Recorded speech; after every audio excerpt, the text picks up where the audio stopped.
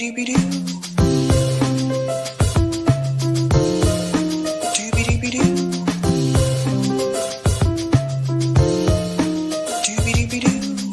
host, sabrinasalvati.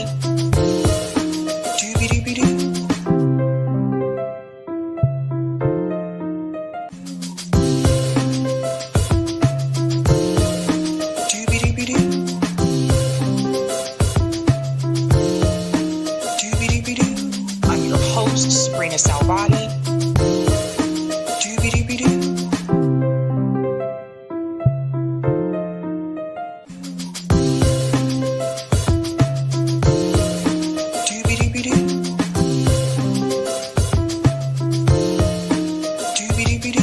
I'm your host, sabrinasalvati.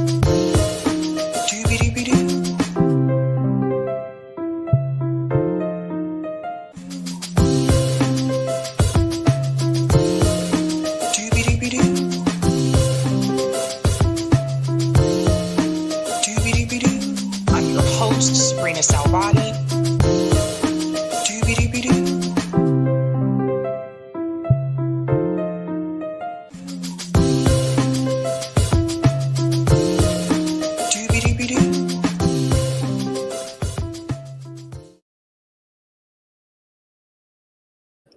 All right. Happy Friday, ladies and gentlemen. Welcome to Sabby's podcast. I'm your host, Sabrina Salvati. If you're new, I want to let you know that Sabby's podcast is a part of Revolutionary Blackout Network. You can catch me there on Thursdays for the Sabby and JB show. And you can catch me here on Tuesday, Thursday, Friday, and every other Sunday. Shout out to everyone watching on YouTube, Rockfin, Twitter, and Rumble. Ladies and gentlemen, we're going into Memorial Day weekend, but we cannot go into the weekend without one more live stream. Really quickly, I want to show you what we're discussing tonight, and then we're going to go ahead and bring in our special guest. Let's go ahead and do it.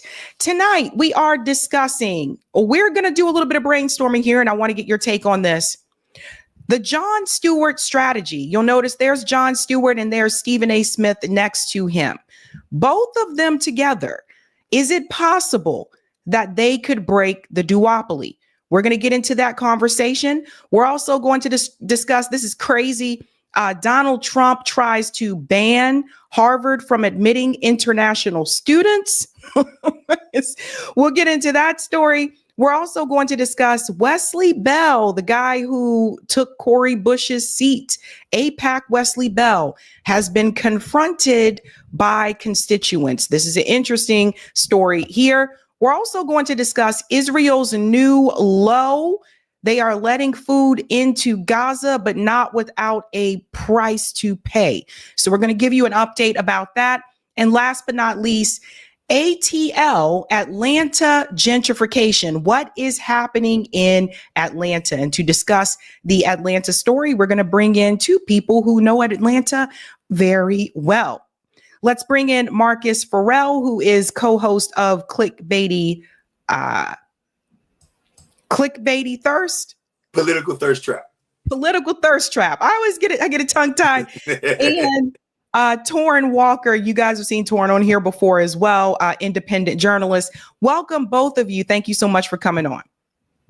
My pleasure, Sabby. Good to see you again. Sabby, thanks for having me as always. And sorry about the nor'easter going on up there. It's crazy. I've been telling people, like, we were heading into summer weather, and then all of a sudden the weather just flipped and they said, here comes the nor'easter. So it's been windy and rainy and the temperature dropped, but not for long. So we have quite a bit to discuss tonight. Someone sent me this article, and I want to share this on the screen because this is a subject I've talked about on the show quite a bit. This involves Atlanta. Black residents displaced by design. In Atlanta gentrification war, Atlanta is no longer a majority Black city, and it is not alone. So want to dive into this here. It says a new report shows Atlanta is a hot spot for extreme gentrification. Over the past 5 decades, a mass infiltration of new residents has led to the displacement of thousands of Black residents. And everyone, check this out here. It said that Atlanta saw 155 formerly majority Black neighborhoods flip to majority white residents. During this period, The city lost an estimated 22,000 Black residents in gentrification of the 4th Ward, East Atlanta, and Kirkwood. So let's get into this. I want to talk to both of you because it's been a couple of years since I've been to Atlanta, so it's been a while. Just keep that in mind. But the last time I was there, I didn't notice the gentrification, and I've been to Atlanta a couple of times. Apparently, things have definitely changed. What's happening? Like, how was this able to go in this direction in Atlanta of all places? Because in the Northeast, we're used to it. We've been dealing with gentrification for a long time. Actually, I would say DC and North. So the Northeast and the Mid-Atlantic, we have been dealing with this for quite a long time. I was very shocked to see this article about Atlanta. What is going on? Let's start with Marcus. So 2 of those neighborhoods I used to live in, Kirkwood and Old 4th Ward, right? And what I'm going to say is very simple, right? Gentrification comes with, first off, the major one, the big one recently is the Beltline, right? The Beltline has a lot to do with certain areas gentrification. The Beltline and the project of the Beltline basically took a circle around the inner city of Atlanta, and the train used to run through Black neighborhoods. And people don't understand that the train used to be around Black neighborhoods. Well, since that train line stopped running like that, what they did was they decided to pave it, make it walkable, make it pretty, and along with that came the new apartments. Along with that came the new housing. Along with that came sort of the new environment that they wanted to create under the premise of quote unquote crime. The main thing I want to say is that this is from Democratic leadership, right? This is from blatant. If we can go from when the Olympics came to Atlanta in '96 and basically said, okay, you know what? We're now an international city. And I don't want to take anything away from Maynard Jackson, because Maynard Jackson was an amazing mayor and he brought a lot of economic stability to the city with the work that he did, bringing the airport here and then setting up the trajectory for us to be able to actually go get the Olympics, and the Olympics come here in '96. But with that being said, the Olympic Committee came to town and they were like, well, this is all fine and dandy, but what's up with all these Negroes? What's up with all these Black people, right? And from that point on, it became a slow erosion of culturally Black neighborhoods. If you talk about Old 4th Ward, you're talking about where the King Center is, where Martin Luther King grew up, in the Old 4th Ward. Well, if you look at Martin Luther King's actual house, those houses surrounding that area might be one of the last areas within 2 or 3 miles that have Black people in them, right? And if you are Black, if you are Black and you live in these areas, then you've been pushed out. White flight happened in the 60s, and all of a sudden reverse white flight is happening in the 90s and 2000s. The last thing I want to bring up is the last public housing. Atlanta used to be famous, good and bad, for their housing projects, the homes, as they used to call them, different kinds, right? And a lot of people that we know about came from these places. And in 2004, just like you can say the same thing about Cabrini Green in Chicago, in 2004, the last public housing sector was tore down in the city of Atlanta proper, the last public housing. And there was no place for these people to go within their own city. They didn't tear these places down and rebuild new neighborhoods. They either tore them down and kept them there, kept these same buildings there unoccupied, or they were bought by white companies, literally refurbished, right? And then the area around it would turn into these walkable spaces. The walkable spaces, because we're dealing with that here in Boston as well. A lot of people don't realize that when they say, okay, we're going to make more pedestrian friendly, like your neighborhood's more pedestrian friendly, that means that other things are going to be taken away. That could include public transportation, as Marcus was mentioning there. So that's important for people to hear. Torin, this whole issue here with the Olympics, because I remember when the Olympics came to Atlanta and I was like, wow, I'm surprised, like, whoa, the Olympics is going to be in Atlanta. Do you think that was a mistake? Do you think that that's what kicked off the gentrification? I don't think it was a mistake having the Olympics here. To be honest with you, I first moved to Atlanta around the time of the Olympics. I was there about a year before the Olympics came to Atlanta. And when I first got to Atlanta, there was a energy in that city where even obviously I wasn't born at that time, but it almost felt like the Harlem Renaissance. It's like you had black people who were in positions of power. You had black people who owned businesses. You had black people who were part of the cultural lifeblood of this city. What the Olympics did was basically take that energy and it made it worldwide. And what happens when you take something that's cultural in America and make it worldwide? It becomes commercialized and it becomes commodified. That's part of the reason things happen what happened. Another part of what happened, and this goes back to what Marcus said, and I'm gonna say it a little bit more direct than the way he said it, but all love to my brother. Atlanta is gentrified because the people in power in City Hall wanted to gentrify. You have black people in power in Atlanta. Let me say it like this, I'm gonna be direct. The black people in City Hall right now are not the black people that built that City Hall. The people who are taking over Maynard Jackson's legacy are not keeping up with Maynard Jackson's legacy. They're there to cash out. They're there to get as much money as they can from real estate developers. They're there to cut deals with themselves after they get into the mayor's office. And whatever people wanted to be able to be, if you considered yourself an Atlanta citizen, there was a legacy of civic involvement that you could go to your mayor, you could go to your council person and possibly get the chance to be heard. That is over. The people who are running Atlanta right now, even though they look like us, those people are not like us, to paraphrase Kendrick Lamar for the 1 millionth time. There's a different attitude that's running Atlanta now than there is now. A lot of that unity and a lot of that sort of cultural connection that's there, that's gone now. It started, I won't say it started with the Olympics, but it started after the Olympics, because if you look at who became the mayor and the power structure in the city after the Olympics came in, you had a lot of people who became mayors who were new to the city, who didn't understand the culture of the city, and they were basically trying to impose some of the things that they did in other cities and other places. I'm going to be direct. People like Bill Campbell, other people who came into the city, who destroyed a lot of the cultural energy that made black people around the world want to come to Atlanta.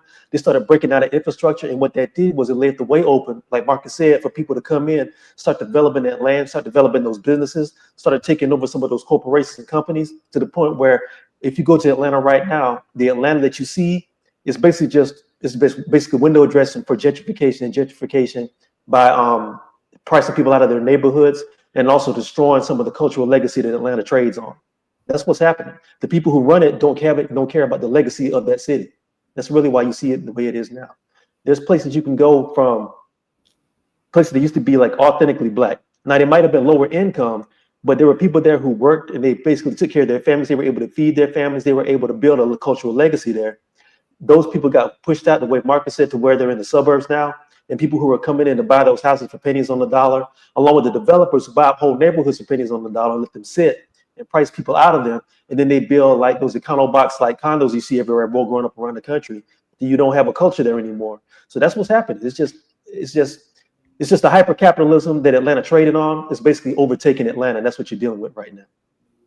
What about people like Killer Mike? Like Killer Mike is very vocal. I mean, whether it's politics, whether it's music, whether it's cultural issues, he's been very outspoken about a lot of things. Where does he like fit in all of this? I mean, like when you're talking about the leadership in Atlanta, and this is the same problem that we ran into. I can tell you guys, like my family's from Baltimore, same problem. Baltimore has had black mayor after black mayor after black mayor, and Baltimore, the city has just been run into the ground. Every time I go back to visit, it looks like someone dropped a bomb yesterday.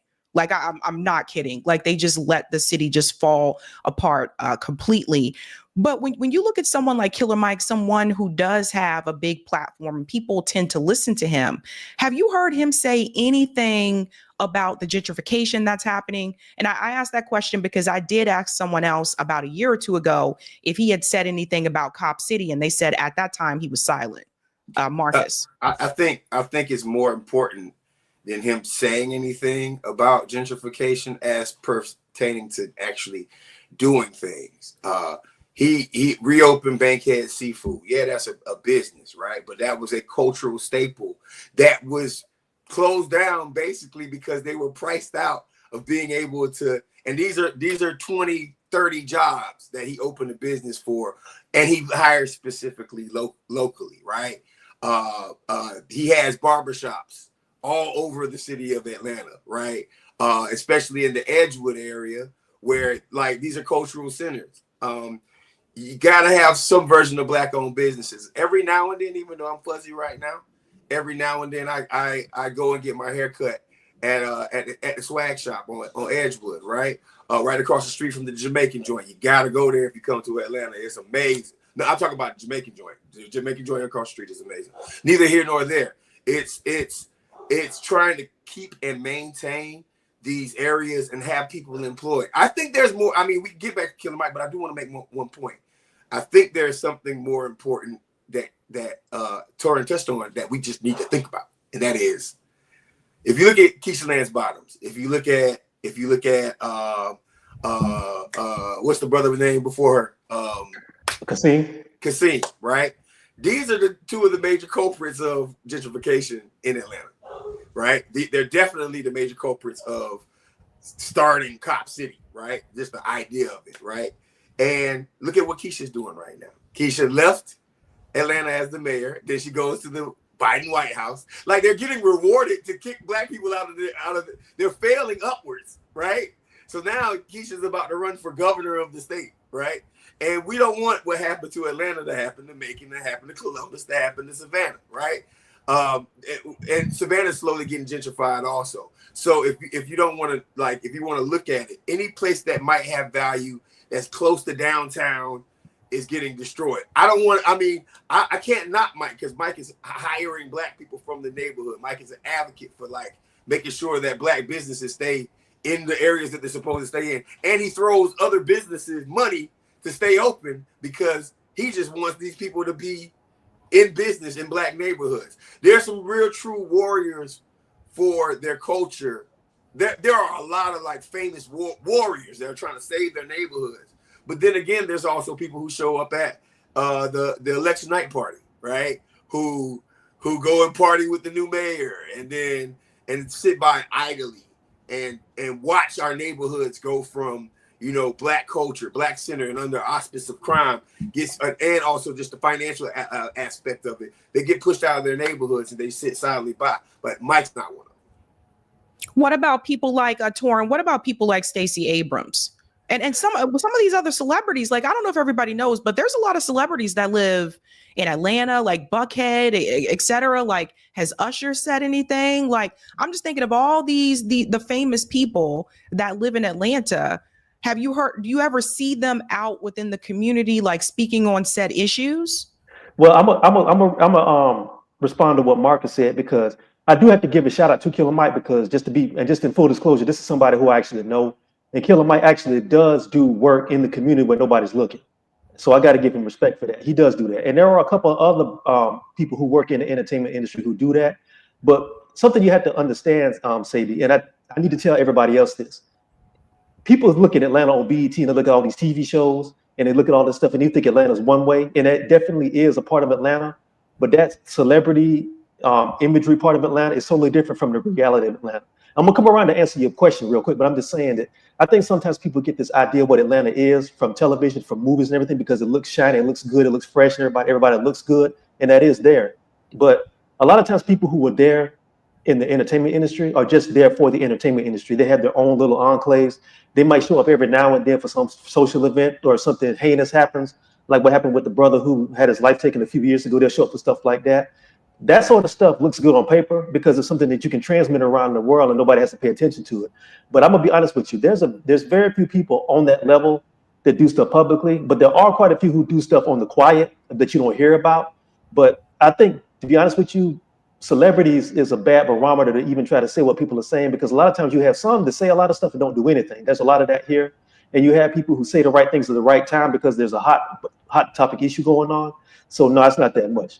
But one thing we have to understand is Atlanta is a very, you know, there's a lot of money that comes through Atlanta. The economy of Atlanta drives the state of Georgia.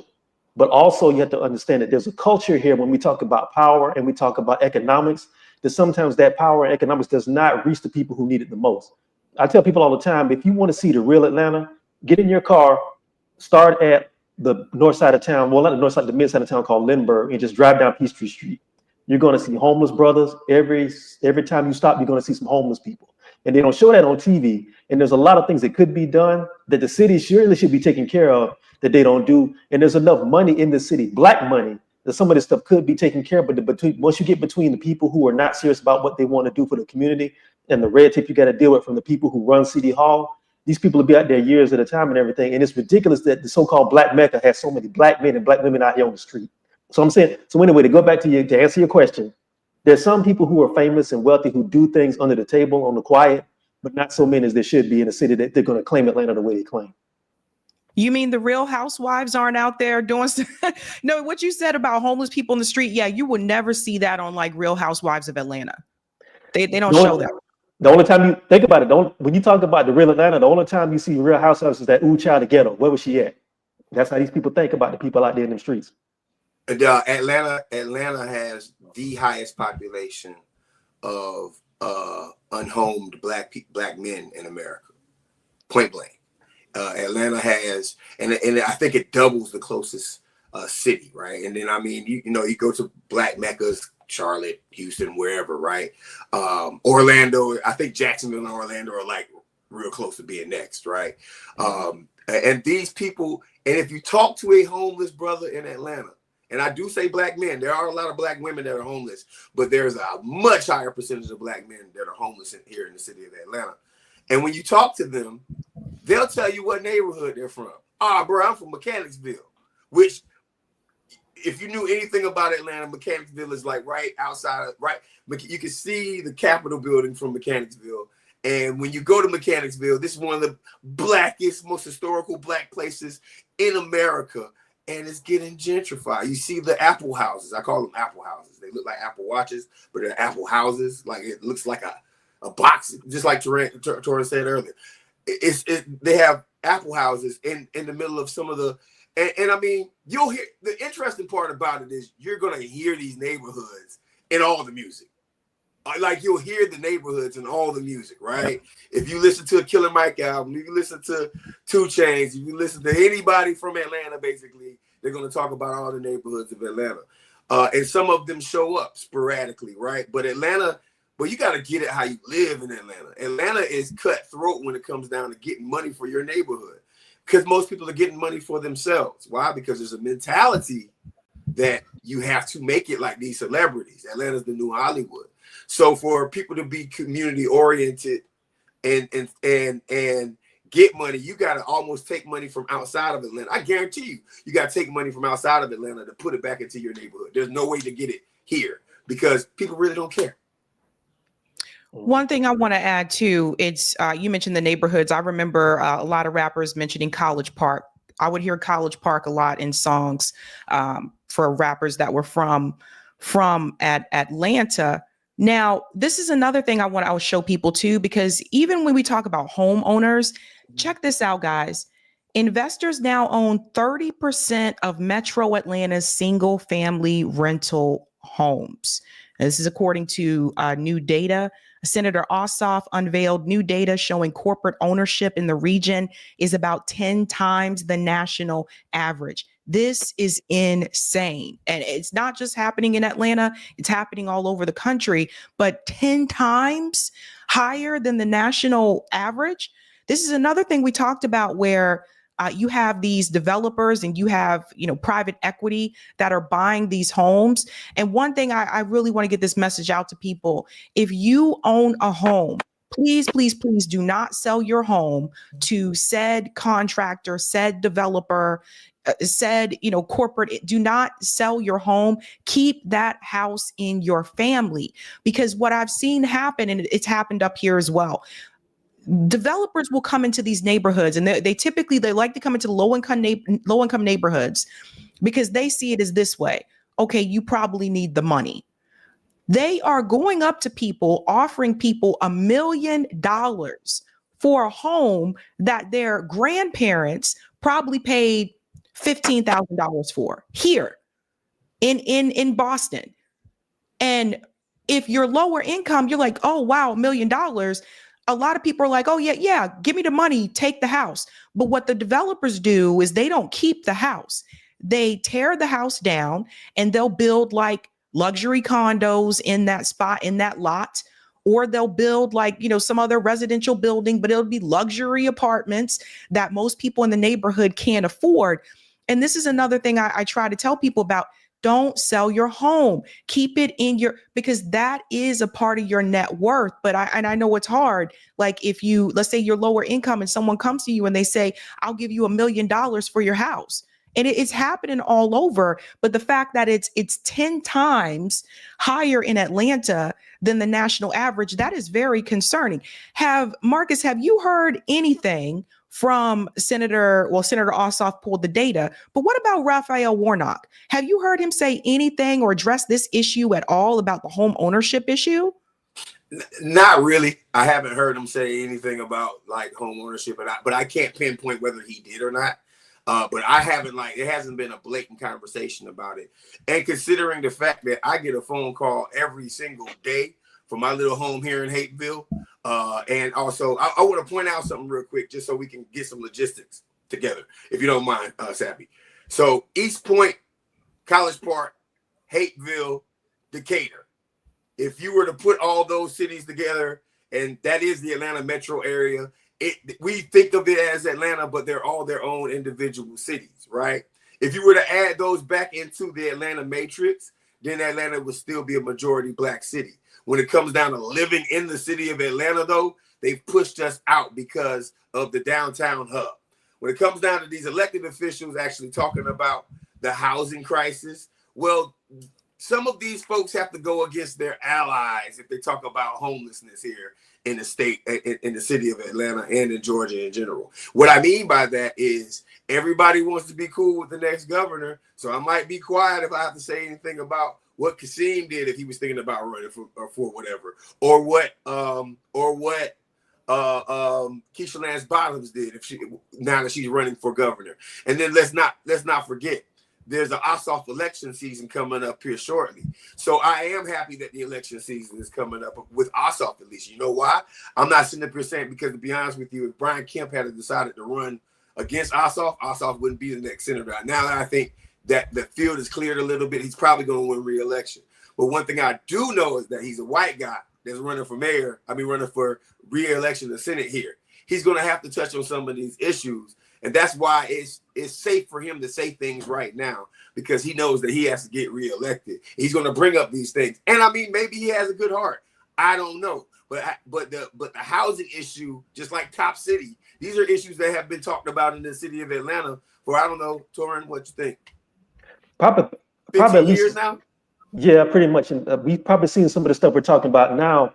We've seen the writing on the wall for this about 20 years, but it's really started ramping up in maybe 2020 in the wake of the George Floyd thing. Some of these things have started coming back around.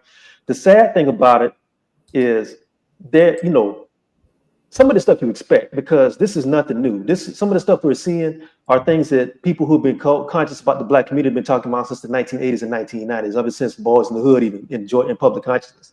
The sad thing about it happening in Atlanta is because with Atlanta's 100-year-long legacy of Black civil rights and the legacy that it always trades on with Martin Luther King and, being focused on the poor and the working class and the downtrodden, a lot of that legacy that Atlanta likes to trade on for visitors and people to come to the convention center and go to visit the tomb and everything like that, the people who are selling that stuff don't believe it themselves. It's almost like they'll sell that to you. They'll sell you the dream, but they're not putting in no real work to keep the city that it used to be. And I hate to say it, but the Atlanta that I came here to see, to live in, is no longer here anymore. This is just a city like any other city, and people are fighting tooth and nail like in any other city. There's still the trappings of that, but the people who are supposed to be the stewards of the legacy of Atlanta, they're really falling down on the job. Not all of them, but it's such an uphill battle to sometimes fight with your own people to try to get some of these things remedied that it's really disheartening, especially in a city like this.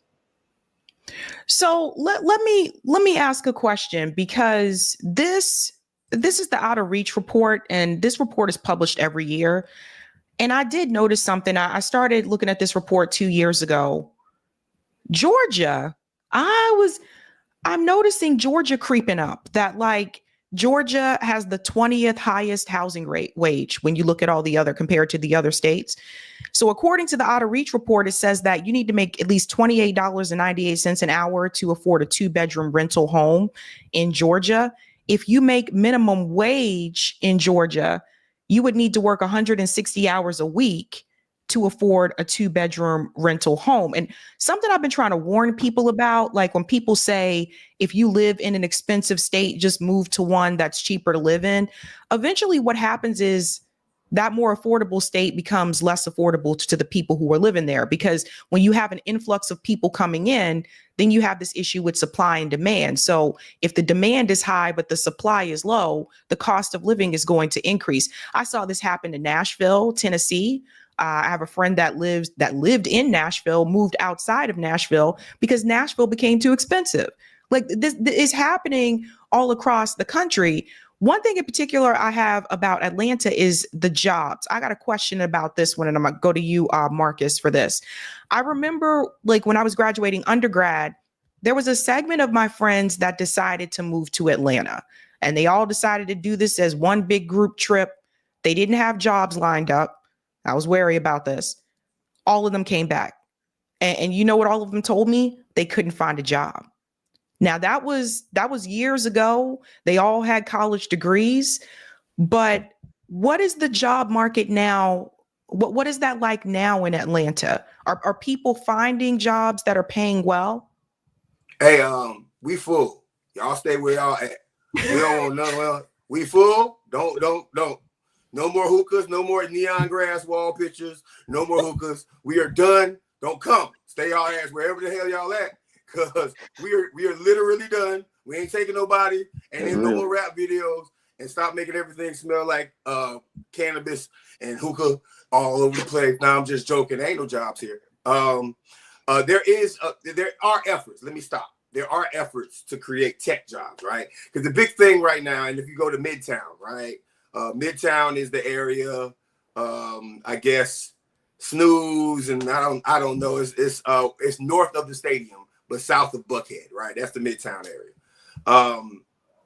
They're trying to turn it into a tech hub. The problem is that there's not a lot of, they don't want to hire Atlanta folks because a lot of Atlanta folks are not taking care, like not getting the access to the educations that is needed. ATC, Atlanta Technical College, is an amazing school, right? But even ATC is starting to look at an influx of people from outside the city of Atlanta to fulfill these tech jobs. And then we talking about Georgia Tech. I don't remember the last person that they took from the hood and went to Georgia Tech. There's a lot of people from Atlanta that go to Georgia Tech, but you have to have there's not really extreme amount of folks.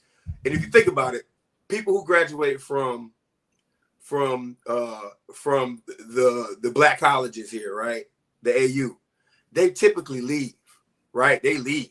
There's not a lot of people that stay here. So if they're leaving, then what makes you think that you're going to come here and get a job? Like, we all know the people who want to come to Atlanta badly. If you're a black person in America, you know somebody who wants to move to Atlanta, or you've lived in Atlanta.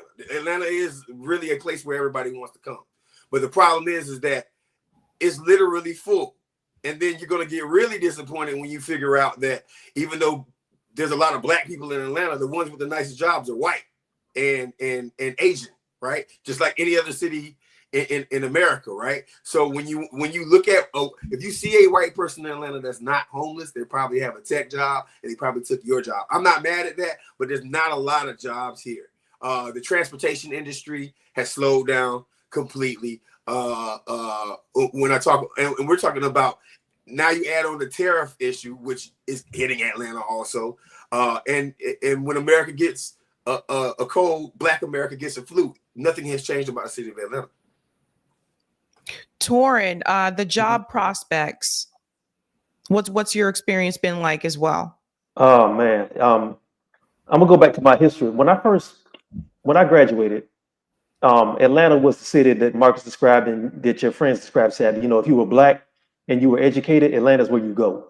When I first moved to Atlanta, I got to Atlanta. I caught a Greyhound bus to Atlanta, crashed with a friend of mine for about a month. And within about a week and a half after I got there, I got a corporate job. That's how good the economy was when I first got there. And I worked there for like 7 years. That was a long time ago. And even talking to younger people who ask about that sort of stuff, it's almost like you're the old man with the beard sitting around a campfire talking about the old days from Mad Max. Those days are done. The job market in Atlanta, if you are not creating your own job, and if you haven't been in a job for 20 years, and even that's starting to die, you have no job. And it's sad because, again, I'm gonna go back to this again. The infrastructure that used to be able to support younger Black people coming into a city and ramping you up and mentoring people to go into the workforce, they've either retired, some of them have passed on, and the people who have taken their spots do not look like us. Or if they look like us, there's very much an individualistic, madman, I'm out for myself sort of like mentality, where it's like, I got mine, you get it the best way you can to get it how you live. It's rough. The job market is rough. I mean, that's why I think that's part of the reason why so many of the younger people aren't even thinking about going into the workforce and everything. Some of these kids are starting to do their own digital media. They're starting to go and they're trying to find a job through TikTok and some of them doing OnlyFans. And I hate to say it, but some of that stuff is more lucrative than trying to go out here and go to work like the old days is, because trying to go through and putting on a tie and trying to get a job, it's not going to happen for you here anymore like it used to. Pick up a mic, try to get you a podcast or do something, because trying to go and get a regular job, it's not going to happen anymore like it used to. And even Magic City full, even Strokers full. Like you can't even you can't those even are, get to the strip. You can't get to a gig in a strip club. Sabby, those are deep Atlanta cuts there. If you don't know what that is, if you can't get a job over there, they ain't even trying to do it. The Blue Flame full. Like you can't listen. I'm gonna tell you something though. That's chicken wings in America. Blue Flame. Check it out. Even the Water Boys on 14th on the bridge, they fight up the spots and everything. They fight over water, trying to sell water on the corner and stuff. It's real, man. Oh my God. I went to Magic City once in my life. Once. Long time ago. Because everybody said you got to go at least once because it's an experience. And it was an experience. I was like, oh my God. That's crazy. So back to the colleges, the students that are at the HBCU. See, this is something else I want to mention too. I think sometimes that people think that because a city may have a lot of colleges, that it has a lot of jobs. And that's not always the case. If they're not staying in Atlanta, where are they moving to? Well, so a lot of people who stay in the area, right? And I want to touch on something else real quick. Earlier, you showed us a graphic of the cost of living when it comes down to being in Georgia. If that's the average cost of living, then that it takes $28 to live in Georgia, then I'm gonna say $35 to live in Atlanta. And the reason why is because if you average in how much it costs to live in a city like Macon, Georgia, which is a lot cheaper, right? And a lot of people are going down to Macon. If you average in the cities like they're outside of Atlanta is pretty much three other semi-urban areas or urban areas. Same crime rate, same drug dependency, same rate of homelessness, but a lower cost of living. Then you talk about hitting Atlanta proper within the Tri-Cities, in Decatur. In Buckhead, it costs $2,800 for a one bedroom. In Old Fourth Ward right now, it costs $2,100 right down the street from Martin Luther King's gravesite. It costs so much money to live in this town, and all of this stuff has shot up in the past. I want to say in the past 6 years, it has gotten psychotic. When I first got to Atlanta, you could get you a house, one bedroom for $800, $900. Now that same $800, $900 a month apartment is $2,200 just 6 years later, right? Now, how do you stay here if you haven't gotten a raise, right? And the last point I want to make is I find it interesting. Shout out to the city of Decatur, because the city of Decatur actually has on their books right now a bill to try to pass reparations locally. Real dope, real cool. Y'all are dope for that. Y'all are dope for attempting it. Of course, federal reparations are the most important thing that we could possibly get, because the federal government is the one with the bag, right? But I find it ironic that the safest city to have reparations is Atlanta, Georgia, and has been for a very long time. You know why? Because in Atlanta, there's so much blackness here that even if it's a majority white city council, they'll still be afraid to go anti-black. They will be, right? But we have not seen the bill get brought up whatsoever, right? And what I'm hoping is that some of the Tri-City areas and the cities around Atlanta actually start passing more of these bills, because Atlanta proper deserves it. If there's any city in America outside of maybe Montgomery same thing as Atlanta deserves. Black people in Atlanta, especially the ones that have been here since the 50s, the 60s, had their houses taken from them because of tax increases. Had crime. The Red Dogs used to be, if you don't know anything about Atlanta, Georgia, the Red Dogs used to be the hop out boys for the police department that destroyed lives. planted drugs on people, killed people, beat people up. This is the part of the police department. And now they're having Cop City here. Cop City alone is going to be a reason why Black people in Atlanta need reparations. Mm-hmm. Yeah. Yeah, and same for you, Torn. It's like when they're pushing people out, and I always say this, like I'm working on a documentary right now, gentrification documentary about Boston, and I've learned so much because I wasn't born and raised here, but it's really traumatic. Like the things that people have told me, and then the neighborhoods, and just seeing how things have turned over. And when the documentary's done, you guys will see it. But some of the things that were said, I almost like fell out of my chair, because you think, how could this happen in 2025, right? But it's happening in a lot of major cities across the country. But again, it's like people get pushed out, and this usually happen in Black neighborhoods where they get pushed and pushed further out, and it's like, how much more are you going to push until we have nowhere to go? No, if you come to Atlanta, I think the closest analogy I can think of to describe the way Atlanta's set up now is Paris. If you ever seen the way the grid is set up in Paris when it comes to economics, Paris, France, like the people who live inside the city are very wealthy. That's where the citizens of government are. That's where the Louvre and all the tourist stuff is. But if you go to the outer rings of Paris, that's where you see all the people who are dirt poor. A lot of the African immigrants, a lot of the immigrants from Morocco and Algeria all live on the outskirts of Paris. That's the way Atlanta's set up now. If you go out to Jonesboro, if you go out to like Smyrna, and it used to be the wealthy neighborhoods where the white people lived at, they're all moving back into the city, and they're pushing all the poor people out to Smyrna and Jonesboro and Duluth and all these places like that. Like if you go out there, you'll see things that used to be unheard of in Atlanta, where you see homeless people sitting on the bus stops like in Duluth and everything, and like places like Jonesboro, that sort of stuff. And that, like I said, that was unheard of. Those were like the ritzy, wealthy white areas. And again, and I'm gonna say this again, all this stuff is happening on the watch of Black people who trade on the legacy of the people who built this city, but are only out for themselves, and they're not even thinking about the mayor's position in Atlanta isn't really about being the mayor of Atlanta. It's looking about how can I get a cabinet post when I get voted out and get to Washington before I work on Atlanta. That's what that's about. I'm not saying everybody's doing that, but the majority of them are doing that. They're not really building on the city. They're trying to get photo ops so they can show up on TV shows and things like that, so they can get a name and get a brand so they can leave the city. And the city gets worse and worse every year. It's like, and it's like, you could say, we all know the history of American disenfranchisement. We all know the history of economic disenfranchisement for Black people in America. But it's doubly sad when you have people who look like you who are facilitating this stuff, and then they can show up to the government then and then go on, they can go to Stephen Colbert and grin and say like I'm fighting Trump and everything like this. What good is it to show that you fighting Trump but you ain't defending your people who are here? I ain't finna say no names, but but some of these people know what I'm talking about.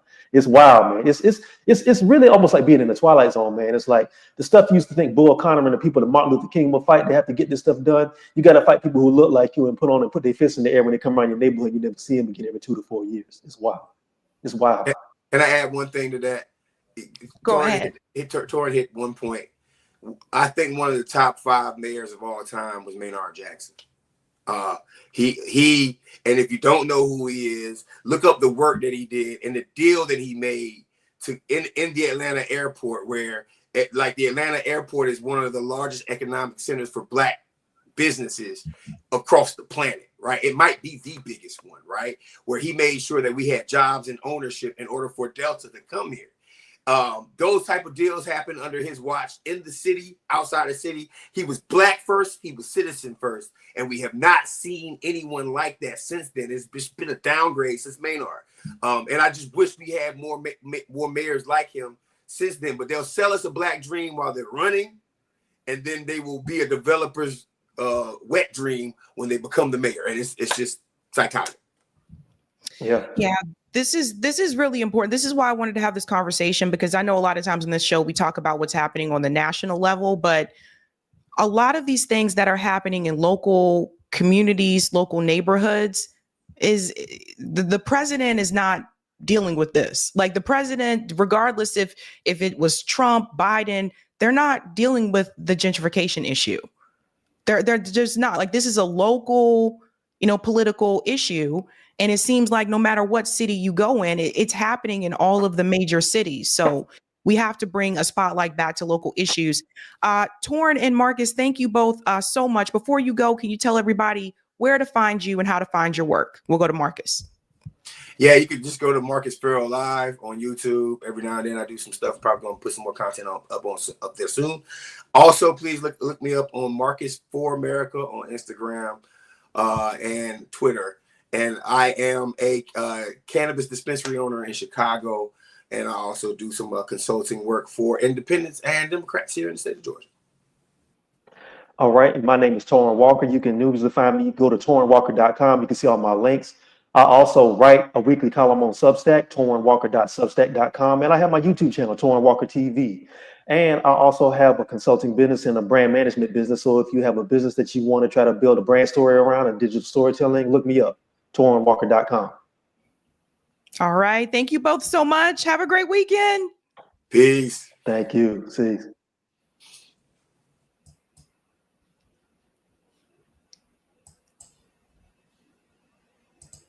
All right, guys, that was Marcus and Torrin Walker. So you get to learn a little bit about Atlanta and what is happening there. Ladies and gentlemen, tonight's theme is Think About It. All right. So I hope you just thought about what we discussed there. We have quite a bit to get into before we dive into Memorial Day weekend. Quickly, I want to get to some of the comments before we get to the other news stories. So let's go ahead and highlight those. Shout out to S. Jara for the super sticker. Thank you, S. Jara. Shout out to El Osma for becoming a new member. Give El a big whoop whoop. Thank you, Roger. Ask him about local CBI to get rid of Cop City. I can ask him about that offline as well. Thank you for that, Roger. Thank you to James Green, who just became a new member. Give James a big whoop whoop in the house. Free. I know. Thank you for reminding me. Sabby, please start adding timestamps to your live videos after ending the live and posting for the playback crew. I will do. Listen, it was one of those things I'm supposed to do and I forget to do. Thank you for reminding me. I know it's got to be annoying to like people that come in later and they're like, this girl ain't had no damn timestamps to the video. Let's go to the comments on Rockfin. Thank you. Thank you, Roger. As long as we, the people, do not have the power of full direct democracy with the robust competitive public financing of ballot measure with a minimum of 6 months to gather signatures and the inability for government to repeal what you pass without asking you first, then we will always, and I mean always, be at the whim of the government, the politicians, the parties, and their donors. T.I. and Mike won't save us. And shout out to JVB. Thank you so much for the $5 tip on Rockfin. Hey. All right, ladies and gentlemen, let's go ahead and give a shout out to everyone who's a Sabby patron. And I hope everybody has some plans for Memorial Day weekend. Hopefully it's not, you don't have the weather I have, but hope people got good plans. Shout out to everyone who is a Sabby patron. Thank you guys so much for your support. If you're interested in being a patron, I have 5 categories here. Ultimate Sabinators. Don't forget about those Sabsters. We can't forget about the Sabbies as well. And we also have a group called Members. Thank you guys so much for your support. And you can see their names here, and you'll also see their names scrolling across the bottom of the screen on the ticker. I want to give a shout out to a new Sabby patron.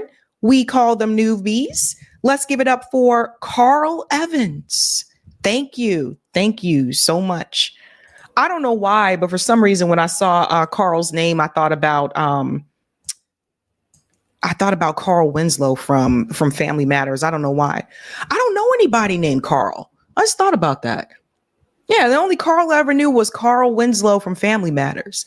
3, 2, 1, 1, 2, 3. What the heck is bothering me? That Carl Winslow. The theme, ladies and gentlemen, again, is think about it. And that's what I want you to do. I want you to think about it. I want you to think about it. If you haven't done so, smash the like button. If you're new, don't forget to like, sub, and share. Like a Care Bear. Let's get into this story, folks. So we have some good news and we have some bad news. The good news is that food trucks have made their way into Gaza. Remember, it had been at least 80 days before there was aid and food sent into Gaza because Israel was preventing any aid or food from getting in. Well, now the trucks have been able to get into Gaza, but there isn't enough food for everyone. And on top of that, people are getting attacked once again when they go to the food trucks. We're going to get into this story here, ladies and gentlemen. Check this out. Let's get this first clip here from Case Study QB, always out there doing the damn thing. Aid trucks enter Gaza but fail to reach Palestinians. We have a couple of clips and updates about this. Check this out. Aid not getting to people in Gaza yet, even though the Israeli military has said 100 trucks carrying flour, baby food, and medical equipment were allowed into the Strip on Wednesday. Well, that's because the access route to the loading area is not secure, according to a UN spokesperson who also added much more aid needs to get in. All this as Prime Minister Benjamin Netanyahu now says Israel probably killed Hamas leader Mohammed Sinwar in an airstrike earlier this month. For the very latest on all of this, let's go to NBC's Matt Bodner. Matt, good morning. Jessica, good morning. Concern over the level of aid that is reaching the 2 million residents of Gaza is growing by the day, with the UN spokesperson saying Wednesday that even the limited quantities of aid that Israel is allowed to pass into Gaza this week has not actually reached anyone in need. The IDF says it's allowed 100 aid trucks packed with flour, baby food, and medical equipment to enter Gaza on Wednesday. But according to the UN, their cargo has not moved past the loading area at Kerem Shalom since the route the IDF had said they could use is unsafe. That lack of security is driven by two factors: concerns over looting along the route, but also restrictions put in place by the Israeli military as it continues with this latest offensive aimed at taking full control of the entire Gaza Strip. Israeli strikes yesterday continued to slam Gaza, with local health officials saying 86 people were killed. Prime Minister Let's pause here for a second. So does everybody see what's happening here? It's always an excuse. So they had aid trucks that were able to get into Gaza, but then it's like, but wait a minute, that area is not secure. So we can't let the people get that food, right? Remember the videos that we saw last year where you saw Israeli settlers burning food and destroying the supplies that were supposed to enter Gaza. Like there's always a reason for something. At the same time that they're trying to supposedly send in the food and the aid, they're still bombing people in Gaza. They're still bombing hospitals, etc. So it's almost as like if you're trying to get to the food truck, you have to do so hoping that you're not going to get bombed while you do it. It's absolutely insane. Absolutely insane. Let's go past this a little bit here because I don't want to show that image on here, but I do want you to see the food line. So we'll bring in the food image here just to give you an idea. Like this is insane. Said that Israel will implement a new system for distributing aid, in which Israel will establish a, quote, sterile zone free of Hamas, where non-combatants will be moved. Did you see how they were picking up? They were basically trying to pick up food out of the rubble. You see this? So this is what they're going through. Like you're trying to grab food at the same time they're still bombing Gaza. So they're sorting through. Israel will establish a, quote, sterile zone free of Hamas, where non-combatants will be moved and given access to supplies. The UN says that Israel is preventing deliveries of hygiene products and fuel, and that even the 100 trucks that have been allowed into Gaza fall seriously short of what is needed by the population there. A UN spokesperson said, quote, much more aid needs to get in. Jessica. All right, Matt. This is absolutely disgusting. Like, I don't know how people can't look at those images and not feel some kind of way. Now, you're going to hear from a correspondent there on the ground. This is Rushi Abalouf, BBC's Gaza correspondent, speaking from Cairo. Overnight, Israeli airstrikes killed 6 members of Hamas police unit who, according to Hamas government media office, were protecting an aid convoy headed to the World Food Program warehouse in Deir Abala. Witnesses say the unit exchanged fire with looters before being struck by 4 or 5 Israeli missiles. So what you're finding out here is that when they say, well, Hamas is trying to steal the food, it sounds like they're trying to protect those food trucks, right? So let's go on a little bit more here. It says the Gaza Health Ministry confirmed 6 dead and 20 injured. As for aid, it is making little difference on the ground. Around 130 trucks entered Gaza in the past 3 days, but that's a drop in the ocean. Let's hear him here. Oh my God. Yeah, I mean, the strike overnight, according to witnesses, some local journalists, and also Hamas government media office targeted a Hamas police unit. They were in their way to protect, as the statement of the Hamas government said, a convoy of aid was traveling from the border into the one of the warehouses for the WFP inside Gaza, in a place called Deir el-Balah in the middle of Gaza. They said the unit was engaged in a exchange of fire with some looter who were trying to attack the convoy. Then later on, Israeli airstrike, 4 missiles killed. By the way, this label here says flour, right? So they're basically, it's like what they're allowing, they're giving them a bunch of flour, right? So I guess they can go to whatever bakeries are left, and so that they can make bread or something like that. But it's, people need real food, right? Besides bread. 6 of them. The Hamas media office said that this is a crime against the people who are trying to protect aid coming into the people who are starving inside Gaza. The incident happened overnight, and according to health ministry this morning, 6 people were killed and about 20 injured in that incident. And speaking of aid, just how much difference is it making, the supplies that have come in already? Well, talking to many people across Gaza, we haven't seen any change yet in the state of famine, the state of starvation in Gaza.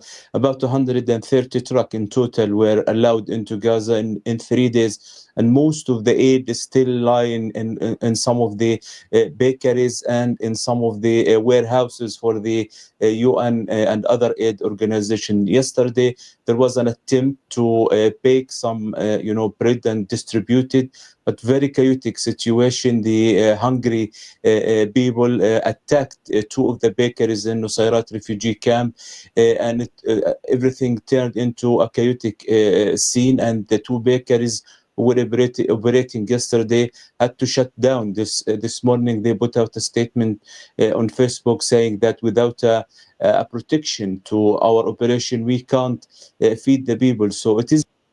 This is like incredibly evil. Like I just, and I really want to get an expert on the show to talk about the Vietnam War and the protests against the Vietnam War, to compare it to what we see happening today. Because the thing is, the last time that war casualties were actually televised was the Vietnam War. After that, the media said, we're not going to show that anymore because people see what's actually happening. Americans were able to see that they were killing civilians and what they were doing to kids, all those different things. Well, they did stop doing that, but we still have social media. And that's how we've been able to see the images that were coming out of Gaza, that corporate media, I think, wanted to shield us from. And we were able to get those images anyway. I don't understand how anybody can look at this and feel happy and feel okay with what Israel and the US government is doing. I really don't. I think you got to be a soulless person to really just look at this and think that it's okay. And it's absolutely disgusting. And I don't understand. What kills me is that if you want to bring religion into it, if you're a Christian, I don't understand how you can look at this and think this is okay either. Just don't get it. These people are literally fighting for food. It's a very complicated situation. In fact, there is about 130 trucks already in Gaza, but experts and Palestinians in Gaza said that this is a drop in the ocean. They need about 400 to 500 trucks every day for months, for at least 2 months, in order to meet the severe shortages of food. Not only food, but also, most important, is the fuel. Israel did not allow any fuel for 11 weeks, and the operations in the remaining hospital in Gaza City and the south are really facing very difficult to run their essential operation. Water well, the sewage system, the trucks that is collecting the rubbish and garbage from the streets are not functioning because of the fuel. So what is being allowed is very little, considering the state of famine in Gaza. They need the fuel. I mean, they need electricity, obviously. Like, if you want to cook, you need it. It gets crazier. That's just the beginning here. There was something else that was said today, and I swear to God, I'm telling you guys, corporate media is really trying to. This is another thing I want to say. Right now, they're really trying to zone in on the 2 Israelis that were killed in DC, so that you're not talking about this anymore. Listen to this that was said earlier. Ryan Grimm shared this. Smotrick. This is from Smotrick. The IDF is finally conducting a campaign against the civilian rule of Hamas and not just focusing on the military infrastructure. We are eliminating ministers, officials, money changers, and elements of the economic governmental system. Listen to this. הצלחתי. צה"ל סוף סוף מנהל מערכה נגד השלטון האזרחי של חמאס, ולא מתמקד רק בתשתית הצבאית. אנחנו מחסלים שרים ופקידים וחלפנים וגורמים במערך הכלכלי והשלטוני של חמאס. בעוד ימים ספורים תיכנס החברה האמריקאית בעזרת השם לעבודה. הצלחתי. צה"ל סוף סוף. Yeah, very like disgusting. Very disgusting. So this is a war crime. Publicly stating like what they plan to do. I just, the way that people are just turning a blind eye to this, it's insane. Like, that's a war crime. They're basically telling you they're going after ministers. By the way, they've also been attacking nurses. They're trying to kill nurses, anybody that can help the people. This is why they bombed the hospitals, because they didn't want the people to survive. So if you have an injury and the hospital's there and the doctors are there and the nurses are there, then they can treat you and try to help you. But if the hospitals are gone and the nurses are gone and the journalists are gone, it'll be as if nobody knows what's going on. And also, they're not going to make it. Now, I want to show you what this guy said, because he brought up a really good point. I don't think when they interviewed him, I don't think they were expecting this response. This is the DC shooter's neighbor. And I want you to hear what he had to say, right? Because they try to do a gotcha, and he really turned the tables on them. We have 2 people dead in DC. We have 50,000 dead in Gaza. And how many children starved to death last night? In 1956, Israel invaded Sinai. They invaded Gaza. The United States president at the time, Dwight Eisenhower, put his foot down, and he told the French and the British, get the heck out of the Suez Canal, and he told Israel to get the heck out of Sinai and out of Gaza. Now, where would we be today if we had a president that could have said that 2 years ago? Excuse me, can you describe again the Elias personality that you met? Quiet and friendly. Quiet and friendly. Yeah. What's your age, if you don't mind us asking? 71. Yeah. So they interviewed this guy about Elias Rodriguez. He is his neighbor. But what he did was, and I'm so glad that he did this, he turned it back to the genocide. And that's what should happen. You should be focused. We're watching wall-to-wall media coverage of what happened in DC, but we have actively been watching a live stream genocide since October 2023. And he brought it back to that. So that's why tonight, I covered the story about the two Israeli embassy workers last night. I covered that story and I said, and that's it. We got to get back to business as usual, because what I don't want to do is keep covering that over and over and over, because then at that point, I'm no better than corporate media. I do not want people to forget what is actively happening to people in Gaza right now. And they're saying 50,000. At this point, it's hundreds of thousands of people that have been killed in Gaza. And we can't forget that. We can't forget how they've been starving people as well. We cannot forget it. And here's why we can't forget it. I want to show you something, because it's already happening. It's already starting. People are starting to take advantage of the DC killing.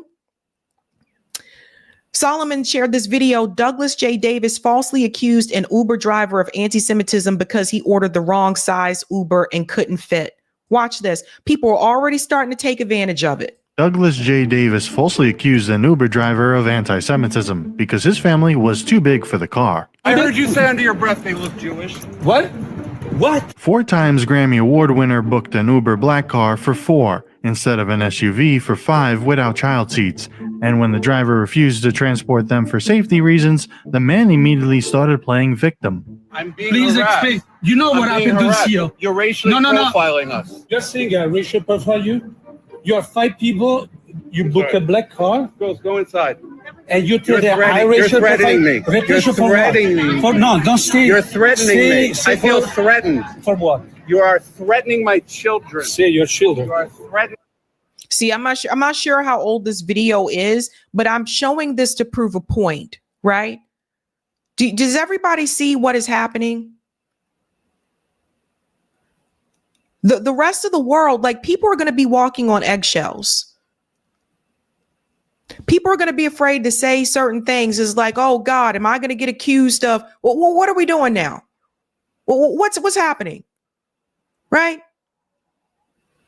Because I can tell you right now, black people nobody ever had to worry about this when it comes to black people. That's for sure. The way that our government is bending over backwards to help Israel and make sure that Israel is protected to the point where it is threatening our free speech, that's not okay. That's not okay. And I don't see how anybody, I don't care who you supported politically. The reality is this: if you support free speech, you should be against that. I feel like we're living in a McCarthy era. I feel like this is why. And I feel like I'm noticing a lot of similarities to what happened with the Vietnam War and what's happening right now. The silencing, the smearing, the let's lock these people down. It's getting insane and crazy. All to protect Israel. This is insane. And you'll see more as some of the other stories, as we go into some of the other stories. This is getting to be ridiculous. And everybody knows it. Everybody can feel it.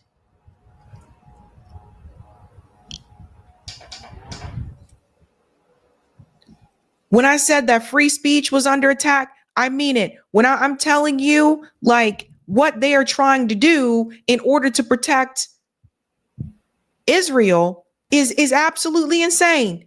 And no, that's not America first.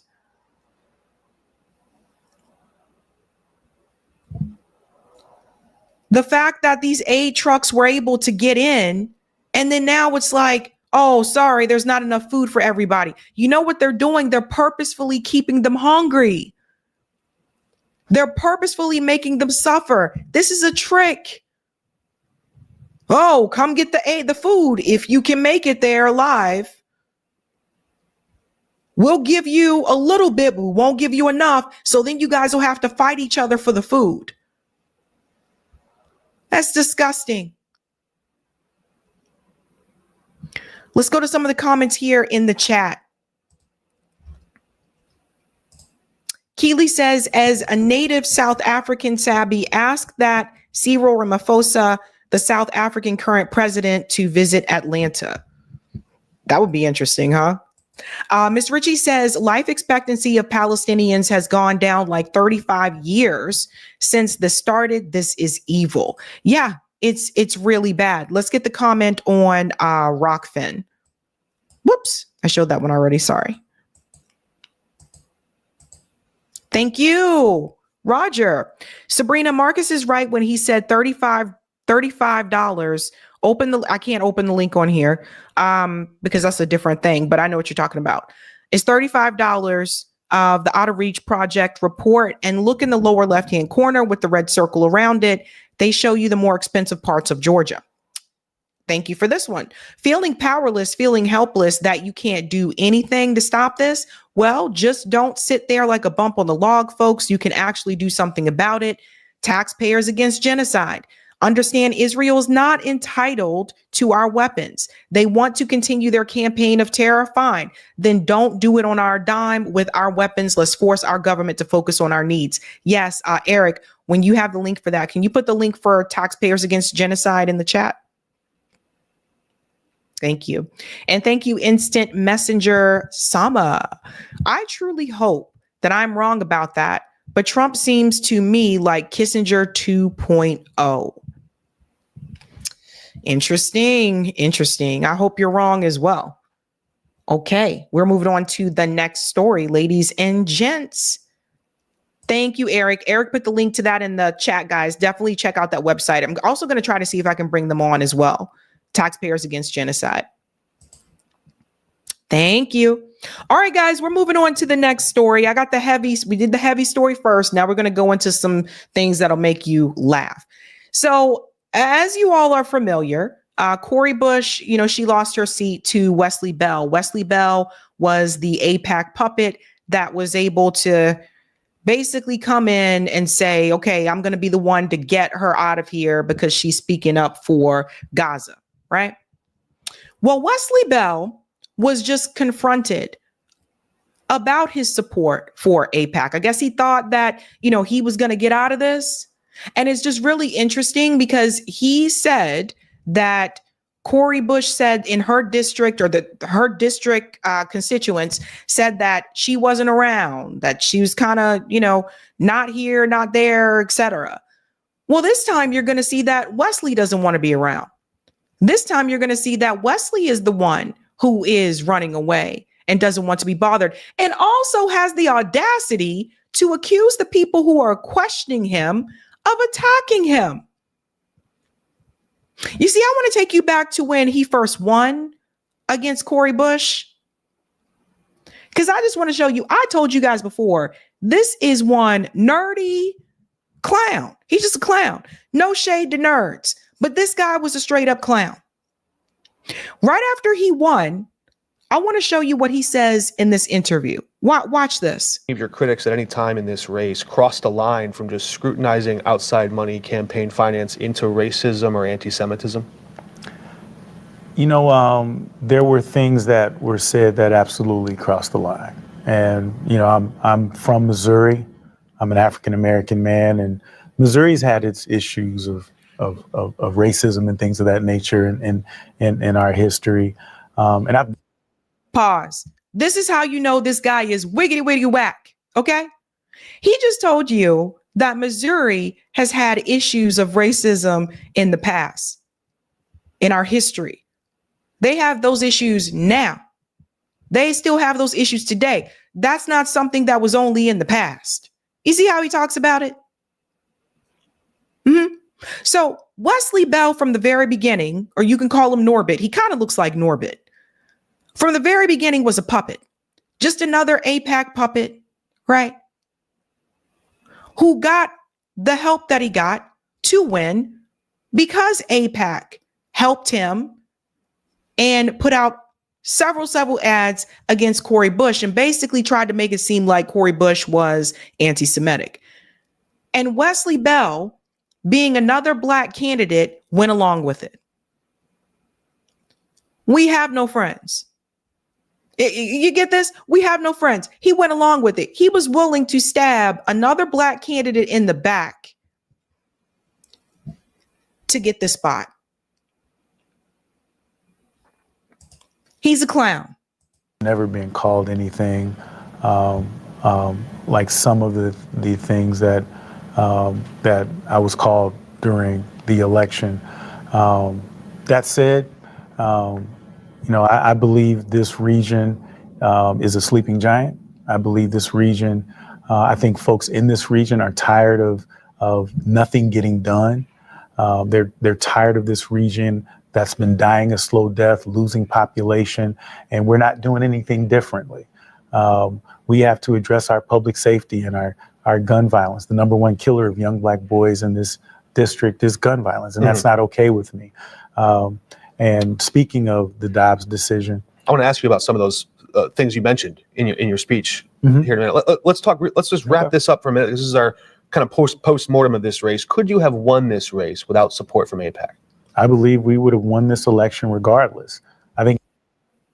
Okay. If you believe that you would have won the election without the support of AIPAC, why did you take support from AIPAC? If you believe, Wesley, that you would have been able to win without AIPAC, why did you take money from AIPAC?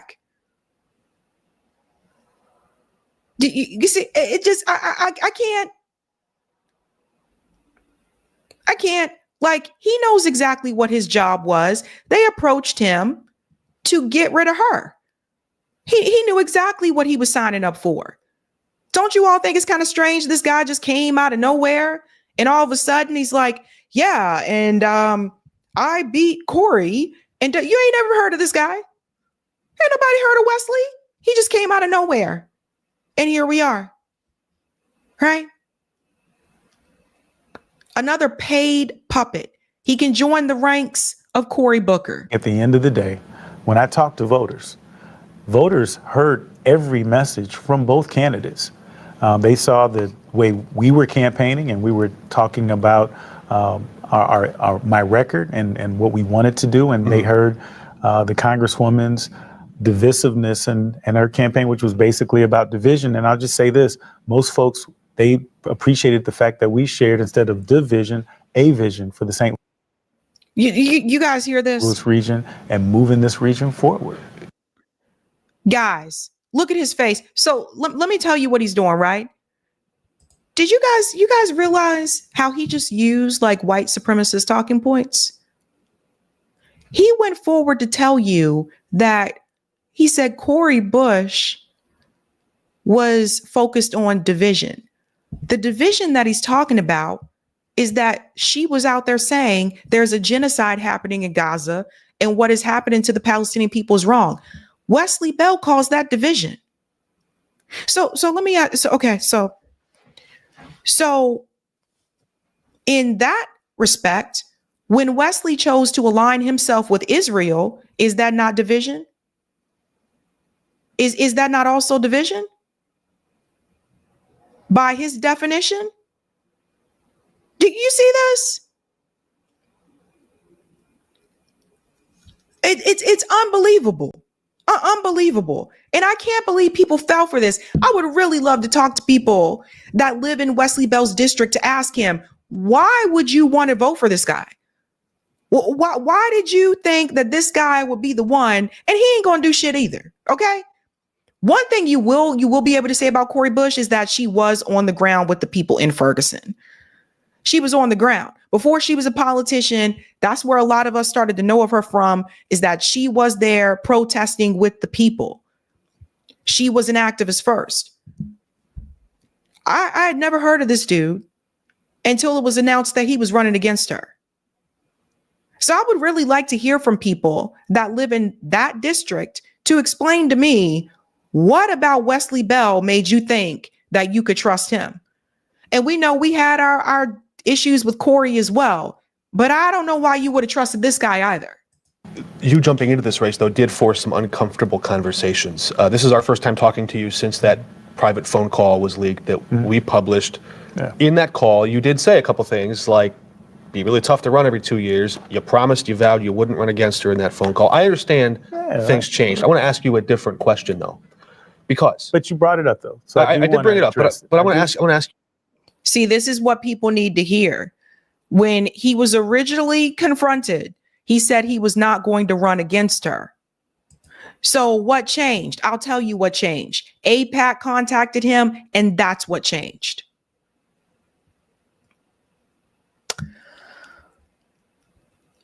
Aku, I live in St. Louis County, Corey Bush District. Let us know what is going on, Aka. Let us know why in the world do people trust Wesley Bell? This question, because I'm also aware of some older black men in the community who are excited to see you run for the Senate. Some even donated to your Senate campaign. And then they were frustrated when you ran against her instead. And they felt sort of left in the lurch. Both of you and Corey Bush on the nights of the election mentioned some of the tension and the friction left over in the district. How do you speak to those people who might have wanted you in the Senate but voted for her for Congress? Well, first and foremost, the voters spoke. I'm very proud of the victory. It was a resounding victory in St. Louis County. I think we won every township except maybe 2. Voters wanted a message. They wanted a vision for this region, and that's exactly what we campaigned on. Now, you brought up the phone call. That was that was secretly recorded by the Congresswoman, which is legal. Which is legal, but but who does that? Let's be honest. Like, do you do that with your friends? I don't. A lot of people have done that. He said, who secretly records conversations? There have been a lot of conversations that have been secretly recorded. Hell, if it wasn't for secretly recorded conversations, we probably would have never heard of Monica Lewinsky, right? If it wasn't for secretly recorded conversations. I also don't suspect my friends are trying to take my job. Well, either way, though, but I know a lot of elected officials who are very reluctant to want to speak to the Congresswoman because they're afraid that they might be recorded. And at the end of the day, at that time, as you know, when that call was made in June, I was running for the Senate. So I was not intending to run for that office. And because voters in my district and around the state and around the country, the calls were coming for me to get into that race because we weren't having effective representation. And so I changed my mind. But at the end of the day, we made our case to voters. We made our case on why we would be the more effective candidate. We made the case on the relationship that we have with community, with criminal justice reform, when we're talking about making this a safer place. And I have those relationships with law enforcement to be able to do that. And when the Dobbs decision came down, my office was on day one announced that we would not be prosecuting those cases. And so I think my positions have been clear for 10 years now as a Ferguson City Councilman, as well as the county prosecutor, and voters agreed with that. We could start to learn a lot more about the specific contours of your position. So long story short, he kissed the police department's ass. He kissed AIPAC's ass, and AIPAC told him to run against Corey Bush. It wasn't a coincidence, because here's the thing.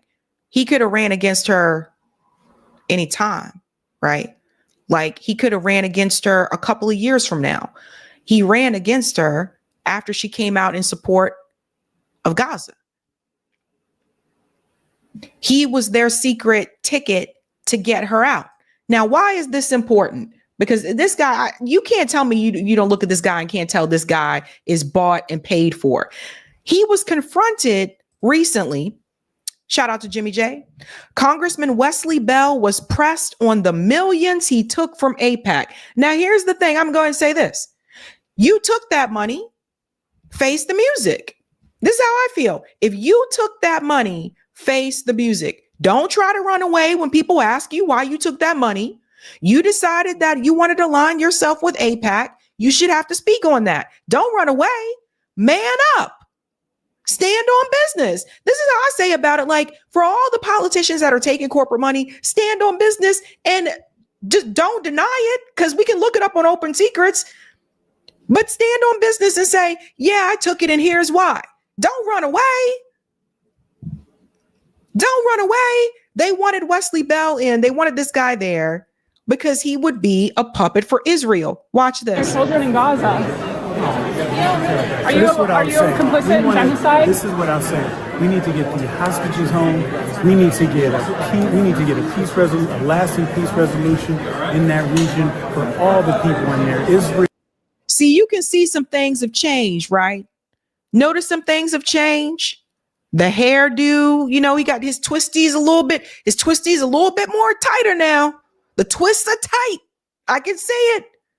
He already getting some of the changes. So this is the script that they are all given, right? When they're asked about Gaza, we got to get those hostages out. Same thing Kamala said. Same thing Biden said. They all have the same playbook that they're working from. When somebody asks you about Gaza and you take this opportunity to talk about Israel, talk about the hostages, you're also obviously trying to deflect from the conversation at hand. That's just like if I came up to you and I asked you, hey, you know, how was work today? What did you do at work? And you start talking about me and what I did, you're trying to deflect. They all have the same script. And I just can't, Lord Jesus, I cannot believe people really trusted this guy. We need to get a peace resolution, a lasting peace resolution in that region for all the people in there, Israelis. But what do you say to the people who are starving to death right now? Well, we want to get aid to them too. We want to do all those things. We want to make certain that everyone is safe. Everyone has the things that they. See, looking around for what words to say. We want to make sure everyone's safe and all those people. And notice how Israel's always first and the Palestinian people are always the afterthought. Notice how the first thing they always say is we got to get those hostages out, right? And then it's when you're asked about the Palestinian people starving in Gaza, then it's like, oh yeah, we want to get food to those people too. The sad part about it is when it comes from a Black politician, it's even worse. You know why? Because this is the same type of mindset and the same type of phrases that people used to use towards Black people in this country. You have Black politicians that are talking about Palestinian people as an afterthought, and they are prioritizing European settlers. This is why, and this is something people really need to hear. Because this is why when Dr. West mentioned white supremacy, this is part of what he was talking about.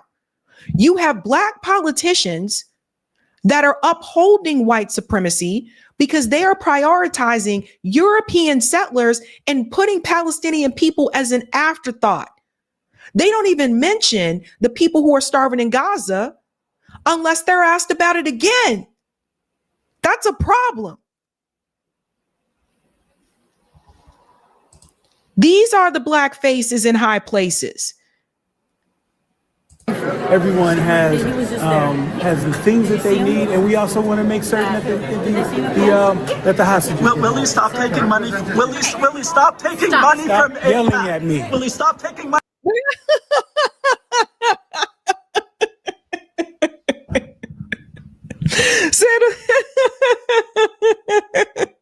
I'm sorry, we got to see it again. He said, stop yelling at me. Has the things that they need, and we also want to make certain that the hostages. Will he stop taking money? Will he stop taking money from AIPAC? Yelling at me.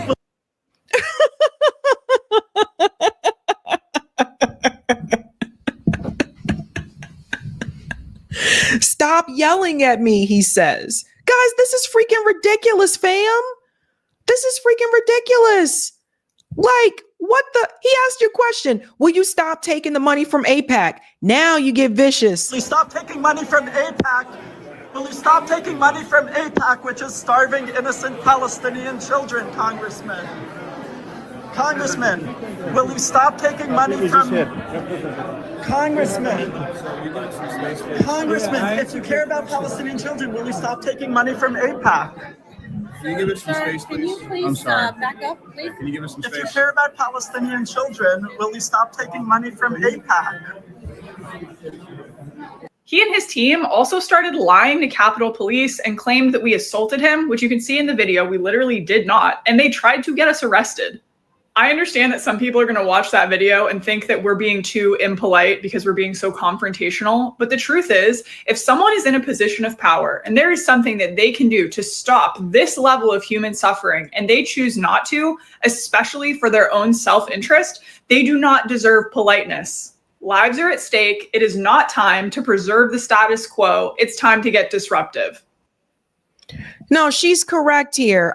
This is not the time to be polite. Like, this is just absolutely ridiculous, right? So once they started asking you about the money that you're taking from AIPAC, then all of a sudden his response is, these people are attacking me. And we know he's friendly with the police. Like, you've got to be kidding. You've got to be kidding.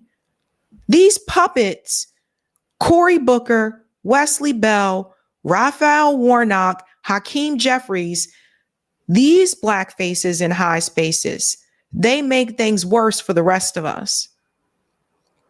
Because they're the ones that little black kids will look at and say, oh, I could grow up to be like them someday. And we have to be the ones to tell the children, we got to bring it back down to earth. And we have to tell the kids, no, you don't actually want to be like them. And it's okay to tell that to your kids. It's okay to tell them, no, you don't actually want to be like Barack Obama. You don't actually want to be a Wesley Bell. You don't want to be a Hakeem Jeffries. You don't want to be a Cory Booker. These people sold out for money to prioritize, what is it again? European settlers.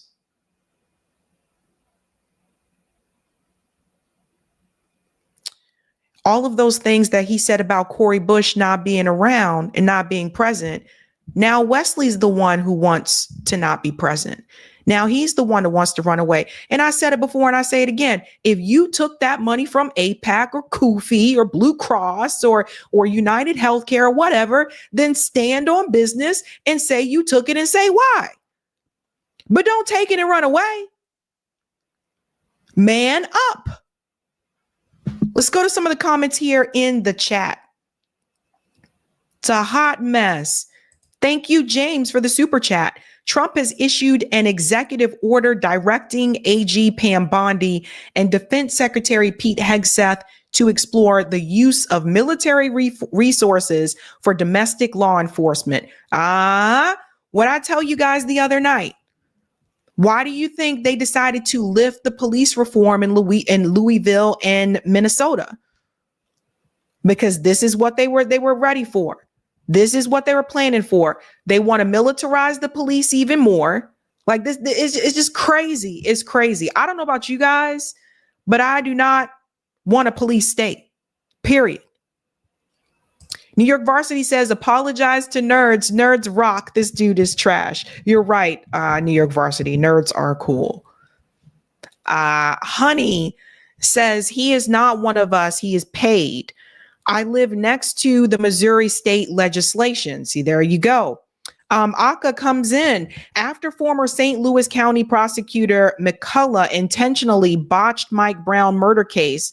Wesley snuck in as the people's favorite, but always knew he is a puppet of national DNC. Here you go.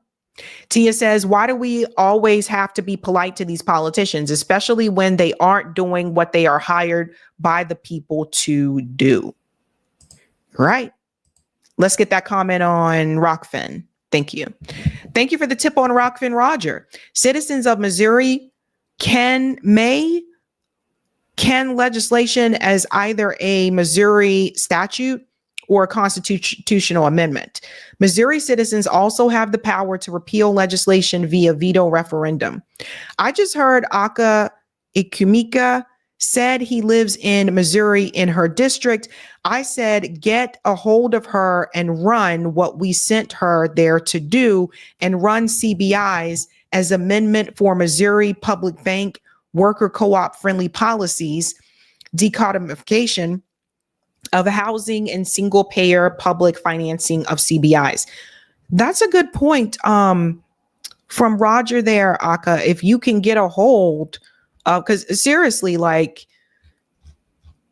see what can be done on the local level. But Missouri is one of those states. It is one of those states. Okay. All right, guys. Smash that like button if you haven't done so. If you're new, don't forget to like, sub, and share. All right, guys. Again, the theme is think about it. Think about this. This is crazy. Donald Trump has decided to block Harvard University from admitting international students. Now, luckily for Harvard, a federal judge just overturned that ruling. But wait till you hear what he's accusing Harvard of doing. He is accusing them of collaborating with the Chinese Communist Party, I'm not joking, to promote anti-Semitism. Never forget, Harvard University, the same school that pressured Claudine Gay, the former president, to resign, which she did, because of the campus protest at Harvard, then installed a pro-Israel president at Harvard University, who is currently the president of Harvard right now. Don't forget how Harvard caved to some of the demands of billionaire nut job Bill Ackman once the protest started. And out of all the universities, he is accusing them of collaborating with China to promote anti-Semitism. I wish I was joking, but I'm not. Let's get into it, folks. We do have breaking news now. The Trump administration has just revoked Harvard University's ability to enroll any international students. The existing international students there have to transfer out, and no new ones can be accepted in. This marks a sharp escalation in the ongoing battle between the White House and the nation's oldest university. CNN's Jeff Zeleny is at the White House. Jeff, tell us what's happening here. Well, Brianna and Boris, there has been an ongoing fight between the White House and Harvard University over the curriculum, over the federal funding, and now over international students. As you said, this is a dramatic escalation. We are learning this announcement from the Department of Homeland Security, Secretary Kristi Noem making the announcement this afternoon, essentially giving a warning to Harvard that they are no longer allowed to admit international students. So she writes this in part: they have lost their student and exchange visitor program certification as a result of their failure to adhere to the law, she says. Let this serve as a warning to all universities and academic institutions across the country. So let's break that down a touch. She's accusing them, Harvard University, of failing to adhere to the law. Of course, there were some rules essentially that were put out as a strings, if you will, on federal funding for what type of a curriculum universities could use, what type of DEI programs they couldn't have. Of course, this all stems from protests on college campuses. Harvard University is pushing back very hard at this. Just a statement coming out just a few moments ago. Harvard is saying that they will challenge this legally as well. And they go on to say this: the government's action is unlawful, Harvard says. We are fully committed to maintaining Harvard's ability to host international students and scholars who hail from more than 140 countries and enrich the university and this nation immeasurably. So how many students are we talking about here? Well, in this academic year alone, almost 30% of Harvard's student body were made up of international students. Now, let me say something about this. Because during the pandemic, I did give a warning about this. At that time, I was working at Boston University, right? And I gave the warning that we should probably try to focus our efforts on recruiting more domestic students in these programs, right? I was shouted down by faculty. See, people forget, just because I was an academic advisor, you have to remember, at the universities, I was pretty much at the bottom of the totem pole when you add in the faculty, the deans, and the associate directors, the directors. Like, I was little me at the bottom of the totem pole. So sometimes I would have good ideas, but they weren't going to happen unless you went through this giant weave of people. There's a lot of bureaucracy at universities. But I gave that warning because when the pandemic happened and there were lockdowns, that started to have an impact on our enrollment. Because the reality is, some of the international students didn't feel comfortable paying all this money to attend a program that they couldn't even get here for. And honestly, I couldn't even blame them. It's like, why would you pay full price to attend a program that you can't even physically be here for? These schools are expensive. Harvard, BU, Boston College, et cetera. Like, why would they pay? And don't forget, they don't receive financial aid. They pay. Or if they're in a PhD program, they receive a stipend, they get a fellowship, right? But for the master's programs and for the undergraduate, they pay. Now, I made this alarm back then. And you see what is happening here with Harvard. It says that the international students make up 27.2% of the enrollment. It's probably even more at BU.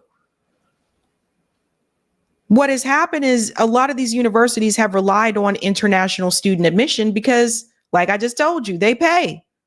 The other problem that you run into with the PhD programs is that, unfortunately, when you're looking at the test scores and you're looking at the GPAs, when we compare applications, like when looking at domestic student applications and international student applications, the test scores are often lower on the domestic side. Now, that goes back to our public school system. This is all connected, I promise you. What we would notice is that, of course, a lot of the international students have higher math and science scores and GPAs.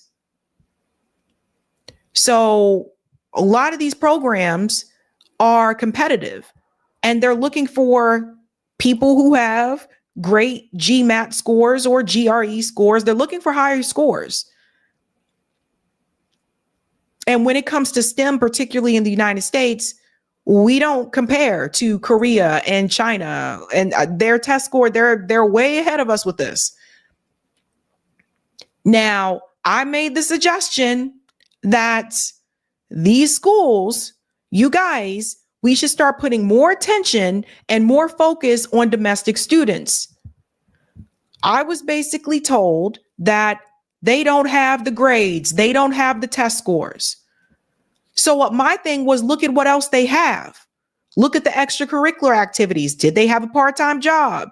If you have a part-time job, chances are, yeah, your GPA may be a little bit lower. That doesn't mean they're not going to do well when they get here. But they didn't want to listen to me. That was during the pandemic when we were hurting for numbers. And now you see this. Let's go on a little bit more. 6,793, according to this year's academic record. So the government is saying that these students must transfer. We are told that they are likely to be able to transfer to another U.S. institution, not necessarily return to their home countries. But of course, this will be one of the many actions of this administration that will be challenged legally. But certainly, once again, a dramatic escalation from the U.S. government against Harvard. Boris and Brianna. Certainly is, Jeff Zeleny. Thank you. And with us now to discuss is Ryan Enos, the professor of government at Harvard University. He's also a member of Harvard's chapter of the American Association of University Professors, which is currently suing the Trump administration. Professor, thank you for being with us. This decision that Harvard can no longer enroll foreign students, and existing foreign students have to transfer or lose their legal status. What's your reaction to this? I think it's awful and it's outrageous. It's another pattern of the Trump administration taking authoritarian actions. In the United States, the president does not have the power to punish people, target people for punishment because he doesn't like their politics. And he's targeting Harvard because he thinks he politically disagrees with them. It's a political vendetta. And he's doing this on the back of students who were admitted to Harvard from around the world for their merit, for things that they accomplished in life.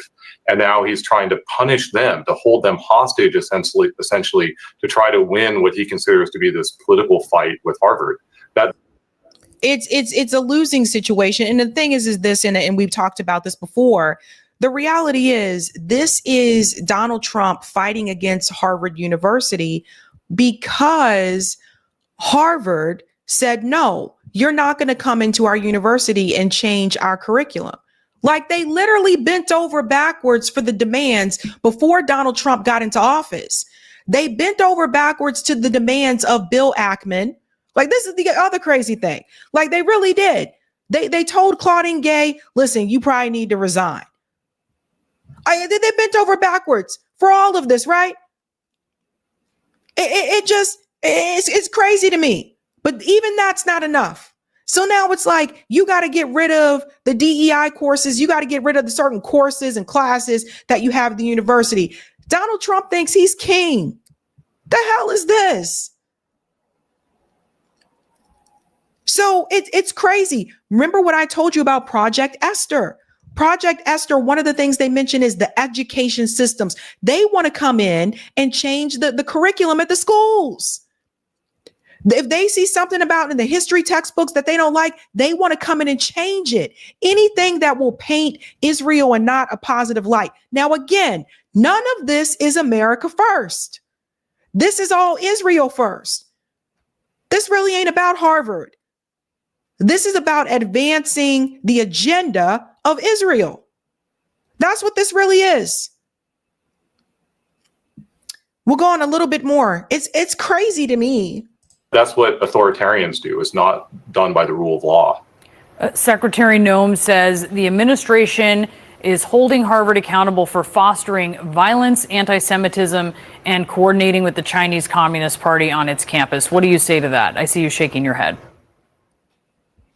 Yeah, I mean, I could shake my head all day against those things. I would ask them what violence they're pointing to, what anti-Semitism they're pointing to, what coordination with the Chinese Communist Party they're pointing to. These are outrageous statements, and I think it's become increasingly clear that the public doesn't believe these. The American public doesn't believe this, and they are leveling these outrageous claims to try to win this political battle. And in a certain respect, I think we see this pattern with them.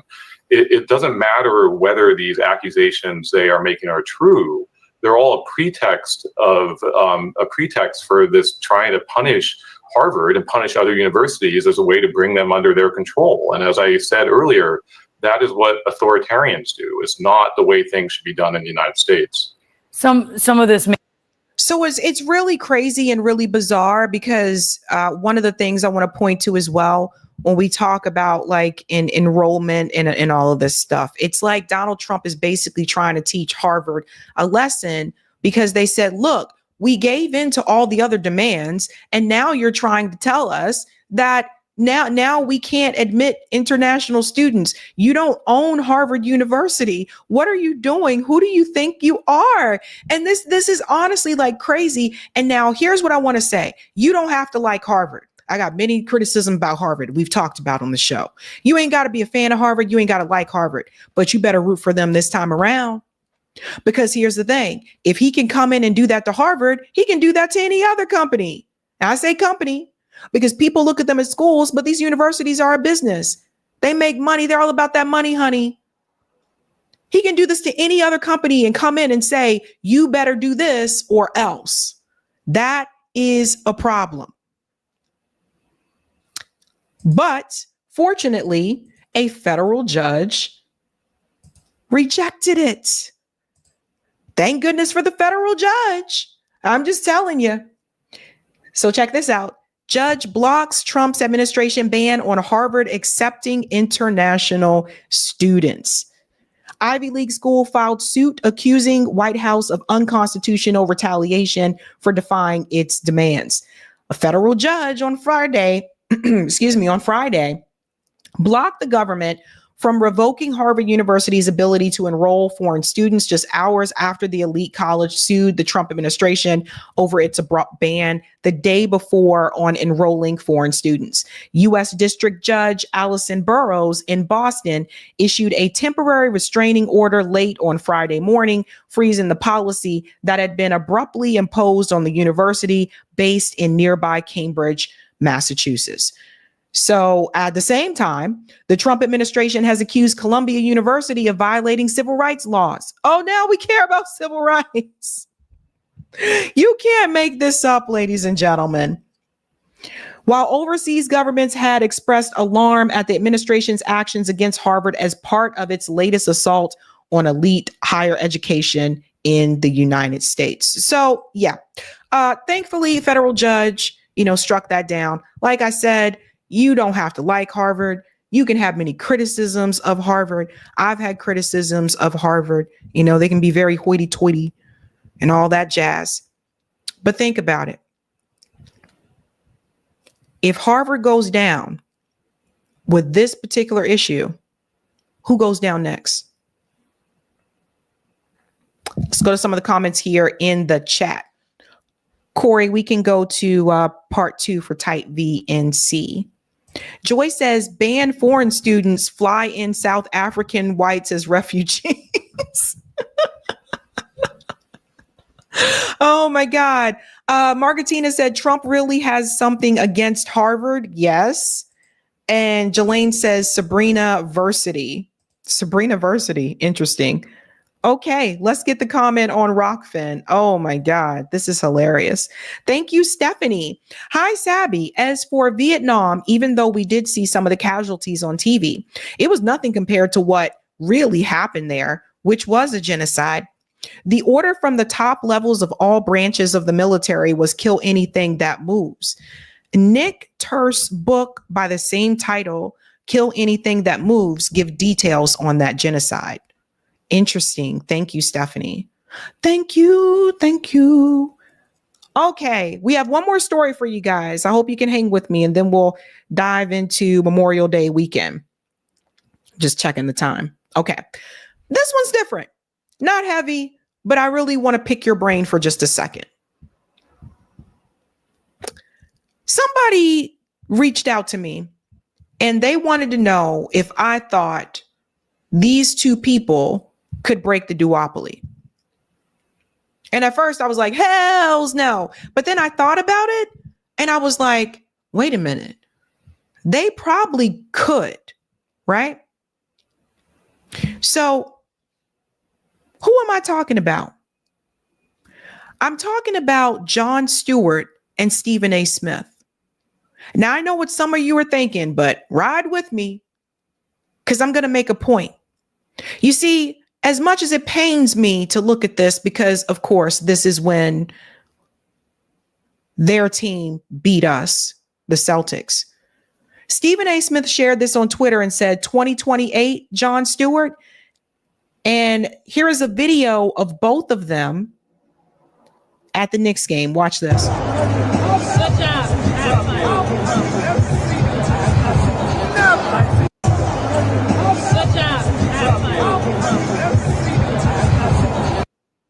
Now, one thing I want to say that I never realized when ever before, I've never seen Stephen A. Smith standing next to Jon Stewart. So either Jon Stewart is really short or Stephen A. Smith is really tall. It's just something I noticed when they stood next to each other. It's really interesting.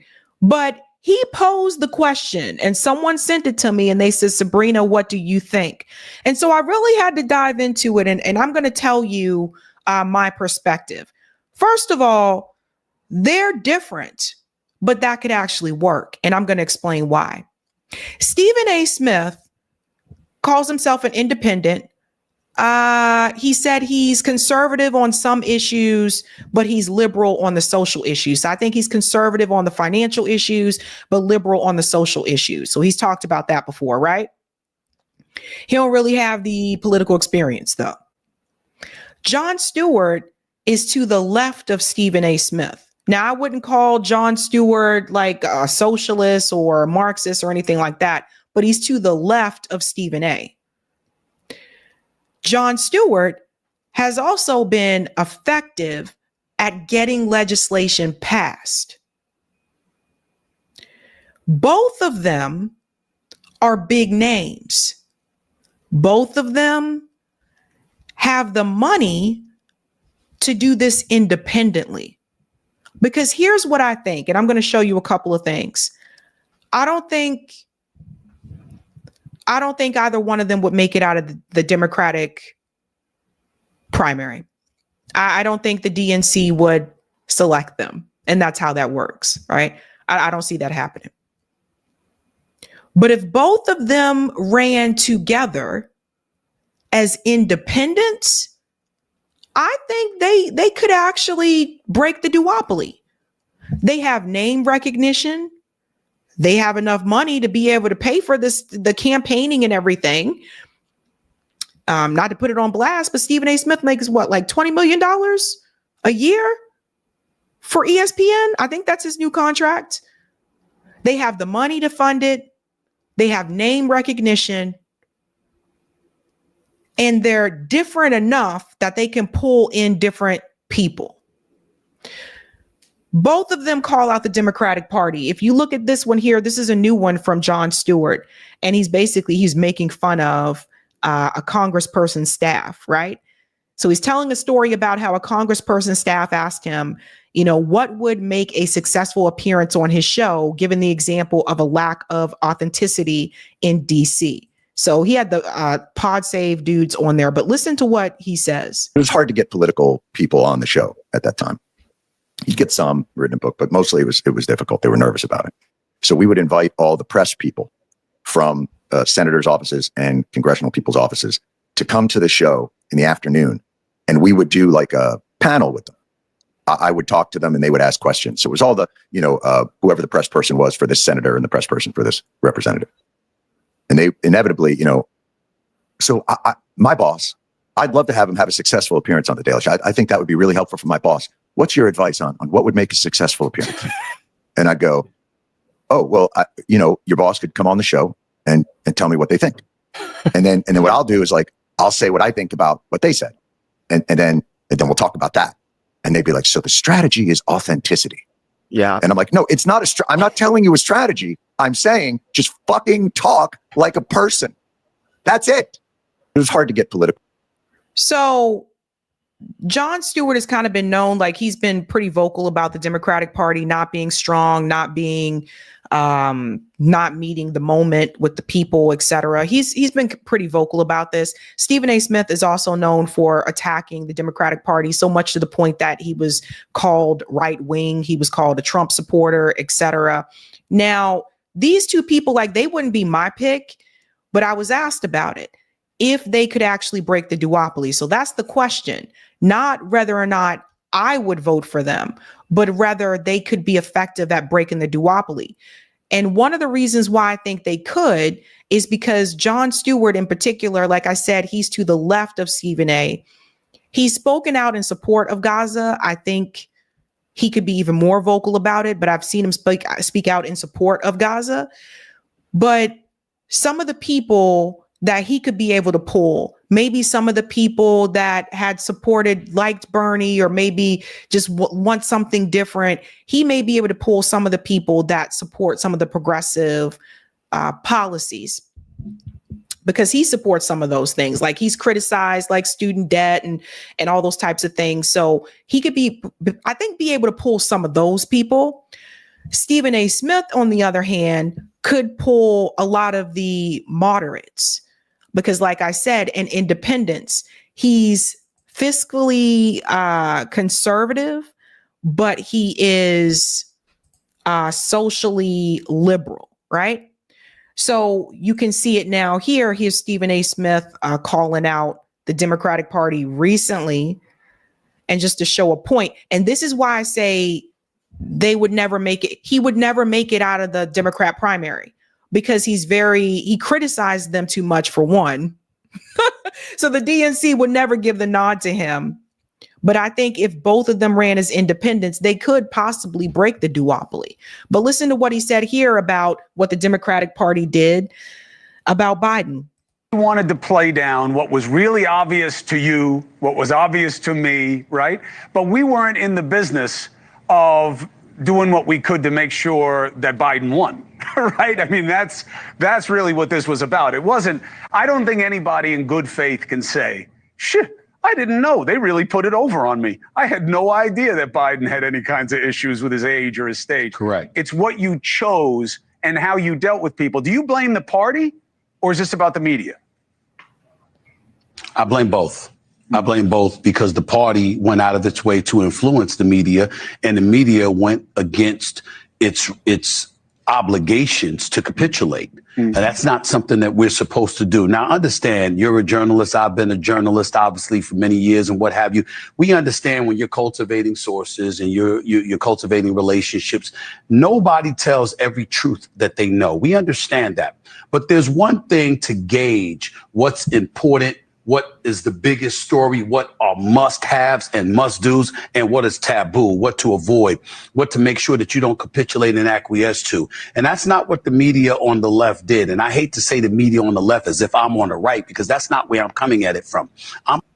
So first of all, this is another thing that I always point out. He keeps saying the left is the Democratic Party. The Democratic Party is not left, right? So the Democratic Party is still right wing. There's just different fractions of right wing. So I always have to correct that, especially if someone's watching and they're new, right? So he looks at the Democratic Party as left. They're not left.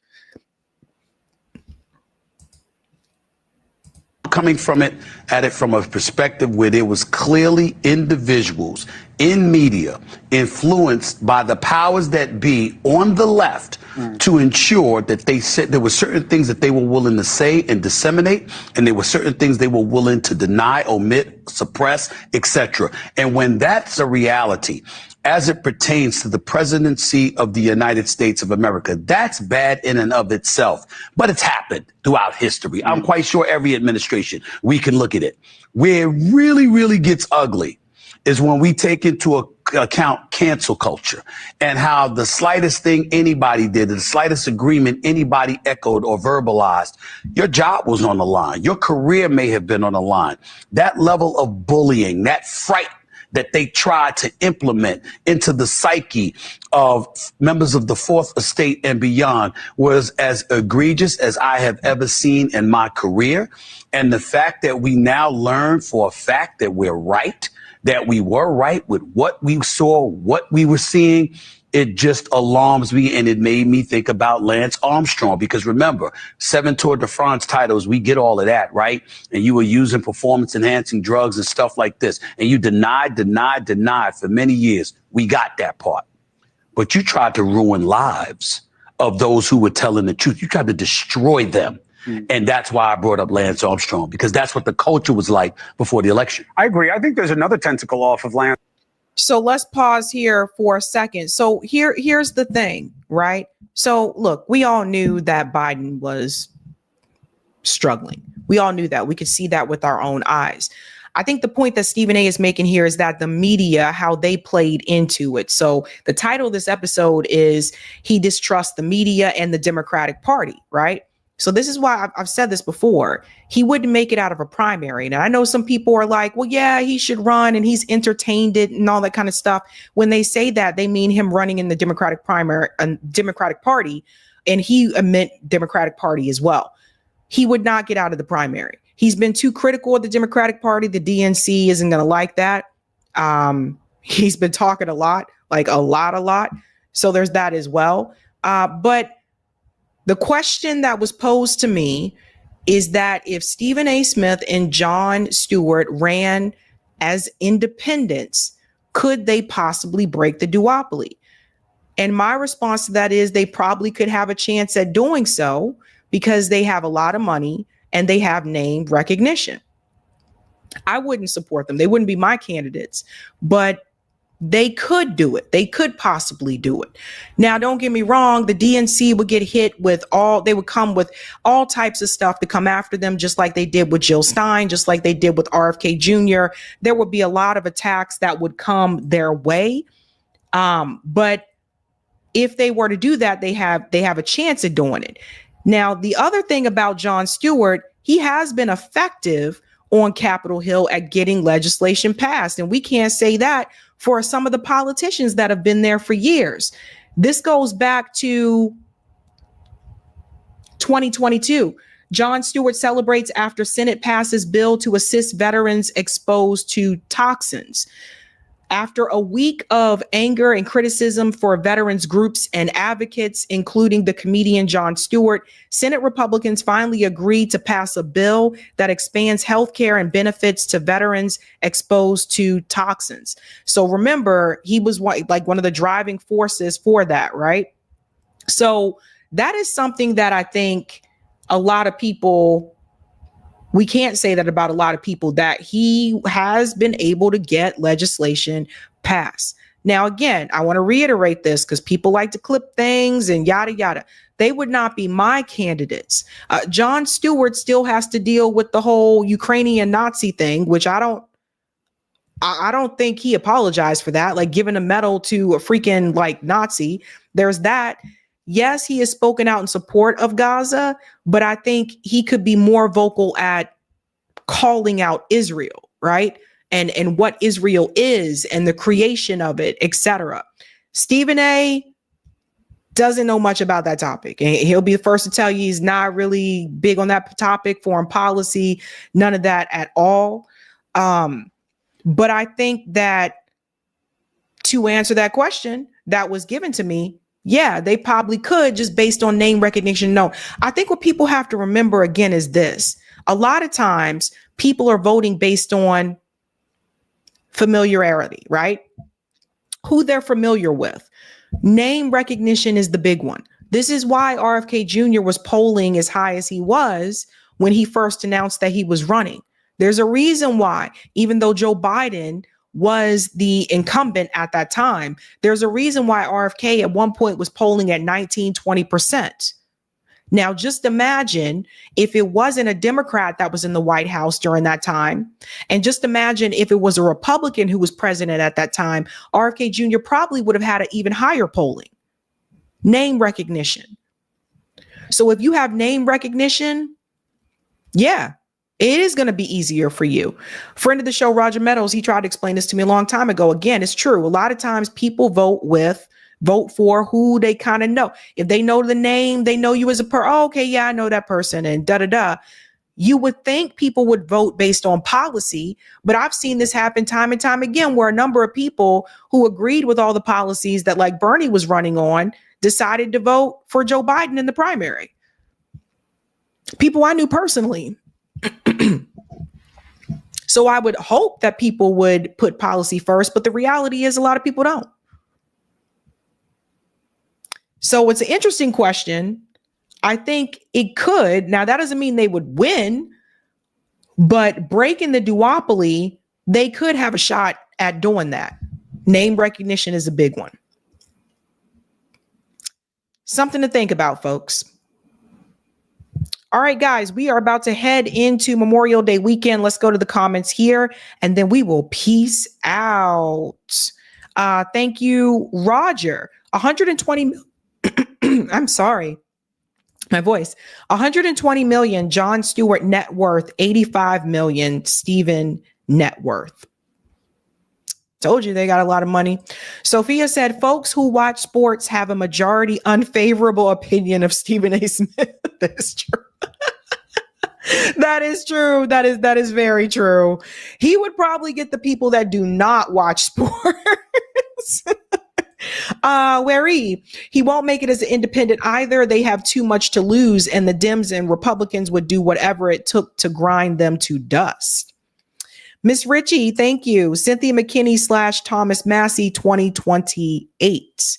Well, Cynthia McKinney doesn't live in the country, so that's another thing. Let's get those comments on Rumble. Thank you. Thank you so much for the Rumble rant, Rosmello. We can explain what prostitutes are and what they look like. Them show the pictures of bought off politicians. Damn. That was a good one. That was a good one. Fire says she's rooting for the Knicks right now. My links just want to. Is everybody rooting for the Knicks? I'm bitter because they beat us. Is everybody? Is everybody voting for the Knicks or voting for the Knicks? Everyone rooting for the Knicks? I think a lot of people are. I don't know. I'm not. I'm not because they beat us. I'm not.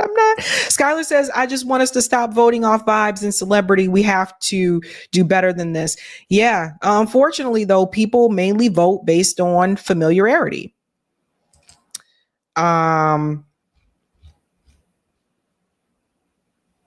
just this game? Oh, okay.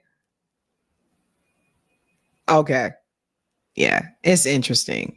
It's interesting.